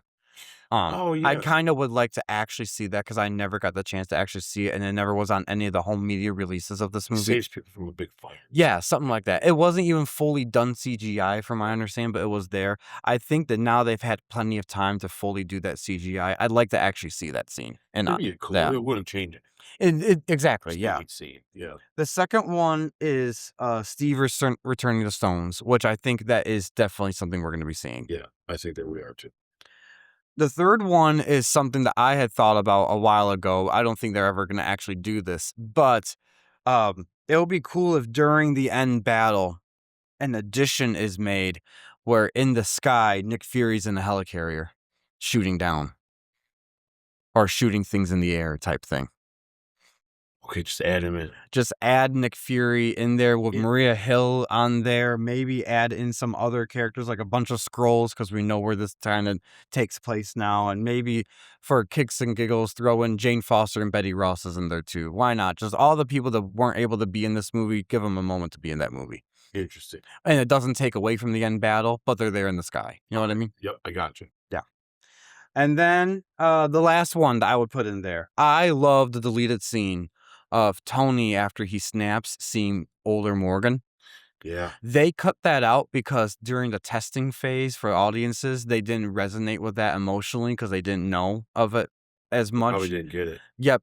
So they decide not to do it, but I would finish up those edits because it is there, but you could tell there's some CGI. Yeah, I've seen it online. Yep. Yeah. It's good. I like the scene. I like it a lot. I think they should add it in there with update the visual effects, and I think it should end with saying Morgan Stark will return. I like it. And then leave it ambiguous. That she could return in the Young Avengers if they ever do something with it, or she could be part of Doomsday or Secret Wars and we don't know about it. We have no idea. But just saying that we're gonna see more of the Stark family to a degree, I think that'd be cool. All right. Yeah, I'd like to think that in Doomsday, if they're focusing on the kids, they've shown all our heroes' kids. Where's Morgan? Exactly. Wouldn't that be I something? think Morgan that Stark that's. will return in Avengers Doomsday. You'd be Yeah, like, I what? think it's possible. It's a surprise that we're gonna find. Yeah. Anyways, all right. So what did you want to talk about? So I just wanted to throw out there how brilliant this movie is, guys. I'll be honest with you. Um, I think I don't think there's a theory here. There's no theory to this. And I don't know if they did this on purpose or not. And I might be reading too much into it, but I just did a lot of thinking about this saga as we got closer and closer and closer to this movie. And I realized that there's a reason why the rest of the MCU, I think, feels disconjointed. And I think there's a reason why DC can't get on their feet. And it's because they haven't done this, right? I don't think that there's been someone that really has helmed this thing or the other ones so well. And I think Feige wanted to do the MCU going forward differently, but there were things in his way when it comes on to like rights of different characters, and as you see, I think they're trying to right that ship now. Um, I just want to point out that what's the chances that they thought of this, that Feige thought of a lot of this like way before? It makes me wonder how long back when this started, like with Iron Man, where he had said no. And I'd love to, if I could interview Feige right now, which would be a dream interview. I'd ask him, how long ago did you know this was going to end with, like, I mean, not necessarily just Thanos, but especially this way, Mm. because I don't want to say Feige thought these stories up and just found the right people to do them. I don't think this stuff was, thought up of until at least Civil War and on. Uh, Like, I think when the Russos did Winter Soldier, I think that's when they proved themselves, and that's when Feige said, "Look, we're gonna put you in charge of the rest of what's going on to end this whole thing, do the next 2 Avengers movies." And then when they did Civil War, I think they had this in mind, the end of Endgame in mind. But I do think Feige had an idea, though, in the first place. And when you think of, like, we talked about the original lineup of the Avengers, like, you go to the old school ones, it's not these guys. mm. In fact, Iron Man's kinda, like, not the fact that he started with Iron Man was weird because he wasn't the most popular character anyways, right? But I Yeah. kinda looked at it as, like, they all represent the 6 Infinity Stones. Like, I think there's a reason why there's 6 of them, and I think there's a reason why it's these guys, you know? I just wanted to I jotted it down because I thought it was really cool. Guys, if you wanna dig deep, I like to dig deep. Feige could look at me and says, "Oh, you didn't really attend on that. You're overthinking this a little too much." And maybe I am, but when you really sit back and think about it, it's like, man, it fits real well. Like I said, it's not a theory. It's just a deeper meaning to it, which I just want to give credit to it if it's true. If not, I just want to present this to y'all and be like, hey, think of it this way when you're watching, because I think of movies like this sometimes. Wait till we do a little retrospective of Jaws. You guys are gonna hear me say some wild stuff. But like it's just because I watched it too much and you know what I mean? Like, but you overthink some things. But like with this one, if you look at these characters like they all represent the actual Infinity Stones, I don't think there's a coincidence. There's 6 of them, and there's 6 of these characters. I mean, the Power Stone, I think, would be the Hulk because it's ultimately Bruce Banner's struggle and the guilt of all that is how he has that uncontrollable power when he is the Hulk, and he's not able to do anything about it. And he always thought he's a monster that doesn't belong. And the power struggle between Bruce and the Hulk for who has control is something that repeats and will always be something in Bruce's life he will struggle with, even moving forward after this saga. But what we just saw in Spider-Man, it's the whole idea of this power struggle, right? So I think, it's easy to say that the Hulk kind of represents a power stone. I'm not going by color, as you guys can tell. Some people, oh, they are like the stones. Hulk is green and time stone, bro. It's like, no, because that doesn't make sense, right? Hulk has nothing to do with time. But you got the reality stone, and this one's might be the biggest stretch, but let's be honest. I give that one to Hawkeye because he's the only one on the team that's really got any kind of base real life. He's got family on a farm. He's the one that can retire. He's really just what he literally says. in Age of Ultron. I'm just a guy with an arrow, and there's a city flying with robots. Yeah, It none of makes this no makes sense. sense. Nothing Yep. makes any sense. Like he makes a lot of sense, there. And I like that feels that way. He's the guy that has no powers, right? Even though we could kind of argue there's got to be some sort of power because he misses nothing. It's pretty. Some of the shots are like, really? Anyway, but he's great. He's great in it. I'll give the Space Stone. I'm going to give that to Thor. And this is one that was hard, too, to do because, Thor could have something else. But if you really think about it, Thor is like that anchor from our guys here on Earth to the cosmos, right? Like, if you look at how the realms are set up and how they can travel anywhere they want, Thor can just travel through space. I do think that there's something to be said about him being a god and that Space Stone being kind of like that, right? And those being able to, because if I'm not mistaken, the Space Stone is what gives him the power to portal in and out of places, right? Is that the one that does that? It does portal, yes, Yeah. and he uses the Bifrost to do the same thing, basically. But Thanos uses it to portal, right? Yes. Yep. Yeah, so and then that's what the Bifrost kinda is like Yep. a pathway, right? So I feel like it equals out to that, Mhm. right? And the Soul Stone, I think that's what goes to Black Widow, and this is where it gets a little deep. I think it's pretty obvious. I mean, she's just a person with no powers, but her entire life has led her to fearing of losing and not finding a family kinda thing. I feel like Black Widow, her whole journey through the MCU is not just redeeming her soul for the stuff she did, but if she even fits somewhere, right? If it even makes sense. So it makes sense that out of all the souls that needed to be saved and helped, that it's a soul for a soul when it comes down to the soul stone, that it's hers that had to be given up after all the work that was put into her, right? I think that means I think she is the soul of them in a way, if that makes any sense. Mhm.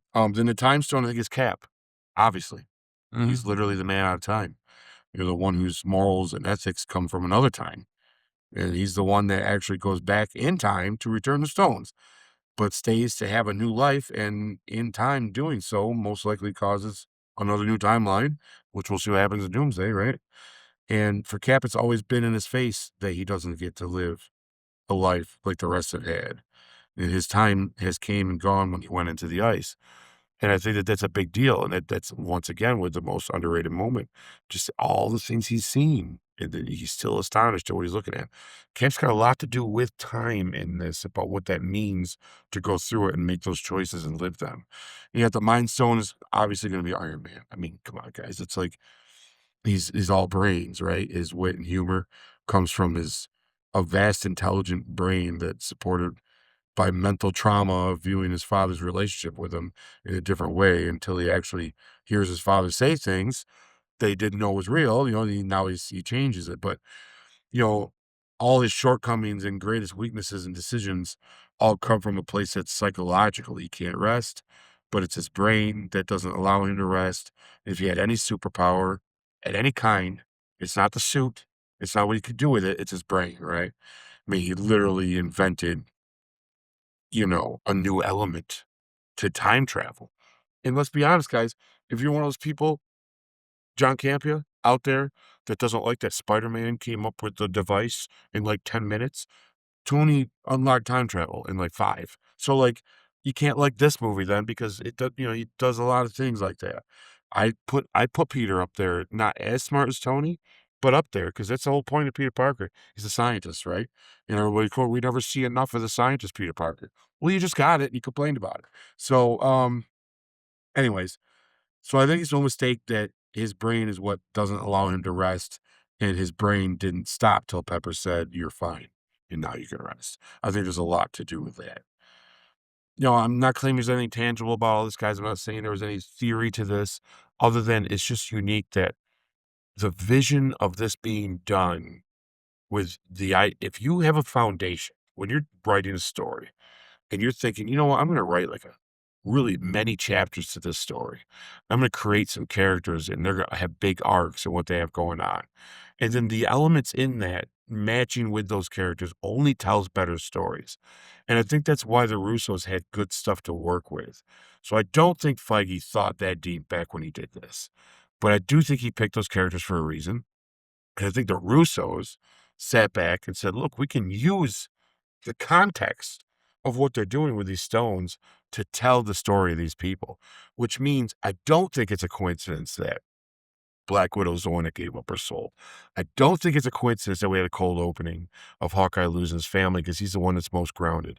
I don't think it's a coincidence that it's Bruce combining the two powers to have Hulk like it is because it is a power struggle and he's found a balance. I don't think it's a coincidence that Thor's got to find himself again in this moment of like all this stuff that he's done and going back and visiting in this cosmic level, like seeing his mother and talking to her and all that stuff. I know it's a stretch one, but I don't see a coincidence in it, guys. I don't see a coincidence it's Tony's brain. I don't see a coincidence that it's Cap that's dealing with this stuff, that he's saying things that he's had to remember and things he doesn't believe anymore, or stuff that he believes that he doesn't feel, or and that he's astonished he's in space. I think these things went through these guys' heads and said, look, we have a template. We got stones. Let's use the stones. You gave us the characters. We'll use the stones. We'll tell the story. They're going to mirror what these stones mean. And we have a story that feels fluid and whole and full, which is what we're lacking right now. But I think the Russos can do that in one movie. I think they can take what they've gotten from that time, after this movie, to Doomsday and take all these elements and be like, if we tie it like this, it'll make this all feel better. And it's a lot like what Bryan Singer did with Days of Future Past.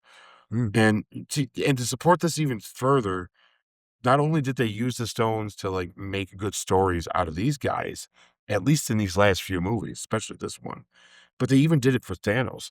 Thanos actually represents that glove in a way of all of them stones at once, right? I mean, if you really think about it, you take the Power Stone. I mean, he's a big purple Hulk, guys. Like, look at him. He's powerful. Like, what are you gonna do? He's, in fact, what is the words that Bruce Banner uses? He's probably the most powerful thing in the universe right now, and that's without the stones, is what he tells him, right? He beats the crap out of Hulk, which was originally the Power Stone guy. Space Stone, he literally is part of the cosmos, and his home is the universe. I don't think Thanos comes from a place, even as a child, that didn't have an understanding of the rest of the world or the rest of the universe. It makes it seem like that they always knew that there's aliens and there's all like different things going on out there, the way he describes his home. Now, that's me being a little more speculative, but I do believe it's like he knows this is stomping ground, man. This is his place. Everyone knows his shit. He's around everywhere. The mind is he's clearly very smart. He manipulates and reads people. He seems like he is impressed with others when he sees they possess either strength and will, but also intelligence. And he literally even says to Tony Stark in Infinity War, he's like, you're not the only one cursed with knowledge. So what's that mean? Thanos is a real smart guy. He knows some things. Time Stone to him, it's time's his worst enemy. He's in a race, man. There's no time. Things are running out. Resources running out. He's not waiting now. People aren't getting the job done. He's gonna go get it done. He's in a hurry. He's gonna do some drastic things, which he does. Kills his daughter, all sorts of stuff. Soul. I mean, he clearly sees himself as more of a god to the point he has his main servants claiming they are the children of Thanos, right? And he feels he transcends his own soul and seeks ultimately to take everyone else's souls in his hands. So he's literally godlike in that sense. And the reality part of it is he was just a guy on a dying planet that had a radical but compassionate idea, not just save them, but also the universe. Despite his tyrannical drive, his justification was showing mercy. And to ground him in reality was to show him after, like, what makes it feel like this is a guy that really thinks he's coming from the right place and ground it for real is, where does he end up when he's done, when he actually wins? He's in a garden, like chilling, doing his thing. Like, I think there's a lot to this that makes sense. So my point of this whole thing, guys, is from doing this retrospective and getting to here and realizing this, I am in a better place when it comes down to how I feel about what we're getting next. And I think that's the most important point I'm trying to make. I want to point all that out to you guys because you might not agree with it. You might not even agree with it. I just see it that way. I see it as that smart. And I'm remembering who's making these movies. And guess what, guys? Those guys that made this, that I think did think of this kind of stuff, they may have not thought of it as a sense of expecting us to get it that way. But I think for them structuring it, they thought of it that way because look how well it fits. I mean, I could probably do another 20 minutes on more detailed things, but I'm just trying to buzz through it. That those same guys are making Doomsday. Mm-hmm. So where I'm worried, I have to remind myself, these guys know what the hell they're doing, man. I don't think it's far-fetched. I think it's very insightful. And I think that does give more comfort to anyone who's nervous about Doomsday. Yeah, if you're nervous about Doomsday, they got a lot of material to work with to make it work and make it feel like it's something real, Yep. including what they already have done in this stuff. Because I think that's the whole point to Encore is, look, we're also going to take from there, which means cool. We might look back at this and say, hey, as bad as Doctor Strange's Multiverse of Madness was, because of Doomsday, it's actually kind of cool. Makes sense that happened. Yep. Because I feel better about watching X3 when they do, Days of Future Past. Yep. It's not as shitty now. It's still shitty, but it's not, but you realize, don't worry about it. You'll get there. Right? And it's like, so I think I don't know. I'm not saying I'm putting all that weight on them, but I will tell you, if you got any trepidation about what are they going to do? What's it mean? Don't ruin my X-Men, all this. These are all things you and I have talked about for hours on this thing. I got to tell you, these guys, they know what they're doing. They know what they're doing. This masterpiece we just watched. Yep. And hey, look, this could be me digging deep and making it be real, but you got to admit, with just a few I've been told you, there's even more. How does it not feel like that is that? They're all the Infinity Stones. Like, it's all part of it. And I don't think that there's a mistake that those witches that are certain colors and all this. Telling you guys, I think they got some big brain stuff going on, and it's going to be awesome. And I'm excited to see what it's going to be. But because of that and how good this movie is and me thinking of it like this, it took this retrospective to really dig into that. Yeah, maybe I'm dumb. Maybe you all thought this and you're like, why are you talking about it? Everybody knows. But I don't know. Nobody's talking about this. I just think it's kind of unique. Yep. Think about that. Look at the context of these characters. When you go back and watch the MCU again for funsies, start thinking of it as like these guys representing these stones as you get there. And it really, really makes a lot of sense. So that's all I got, guys. It's fun. There's nothing really hot take about it. No big theory. Just you know what? Calm down. Let's see the movie when it comes. Don't worry. We're going to get all hyped and buzzed again here and there as we go. Worried about this, worried about that. But ultimately, I feel comfort going back to the idea that you got a couple geniuses making this. So, yeah, if they drop the ball, it'll be the first time. And they, that they did. So, all right. Well, with that said, guys, thank you for tuning in to the Goodell Multiverse podcast, to our Avengers Endgame Retrospective. We've been waiting for this movie, and we finally got to it. And what a good time it was talking about it, too. Right? So it's so fun. And you always think you know what you're going to say, and then you just get into it, and you're like, it's like staring at headlights sometimes. But what a great movie that was. It was a great movie, and this is just the tipping point of Phase 3. We're about to get into Phase 4 after next week's episode. What's next week's episode? So next week's episode, guys, we do have a branch point next week, so watch for that. It's going to be for Lantern Season 1, Episode 1. We're going to give it a shot. If this turns out to be garbage, we'll probably abandon it. But we're going to give it a shot, see how good it is. And it's funny because we're going to be doing this first DC branch point. Yes, it is. Really. Into that, which is good because we've talked eventually getting into all the DC stuff, especially the Batman stuff. Oh, yeah. Yeah, because we got to do Batman movies. That'll be fun. Right. And then we have our retrospective of next week, guys, which I'm excited for because I like this one a lot too. And it's Spider-Man Far From Home. I had a good time with this movie. This is my Guardians of the Galaxy 2 out of the 3 of those. And even though I do love No Way Home, but man, I have a special spot in my heart for this next one. Yeah. So I hope you guys join in and tune in for that. Sammy, where can they find us? Oh, guys, well, we're on Facebook, we're on TikTok, we're on Instagram, and we are on YouTube. If you're only listening to the audio version of this, we have a YouTube version, video version of it. Please check that out. Anywhere that you stream, we're on Amazon, we're on Apple, we're on Spotify, we're on Buzzsprout. Guys, please please subscribe, please comment, help us get the algorithm going so we can keep making these and keep having more opportunities to do more things with you guys. So, yeah. And keep an eye out. I'm going to be putting some shorts. I just filmed a bunch of stuff today. I'm going to start editing. I got a bunch of little shorts I'm going to put out about why Jean Grey's perfect and the X-Men are going to be awesome and how you're all wrong. All right. So, guys, tell your friends, tell your family, and tell your enemies. Get the word out there. And until next time, we'll see you at the movies.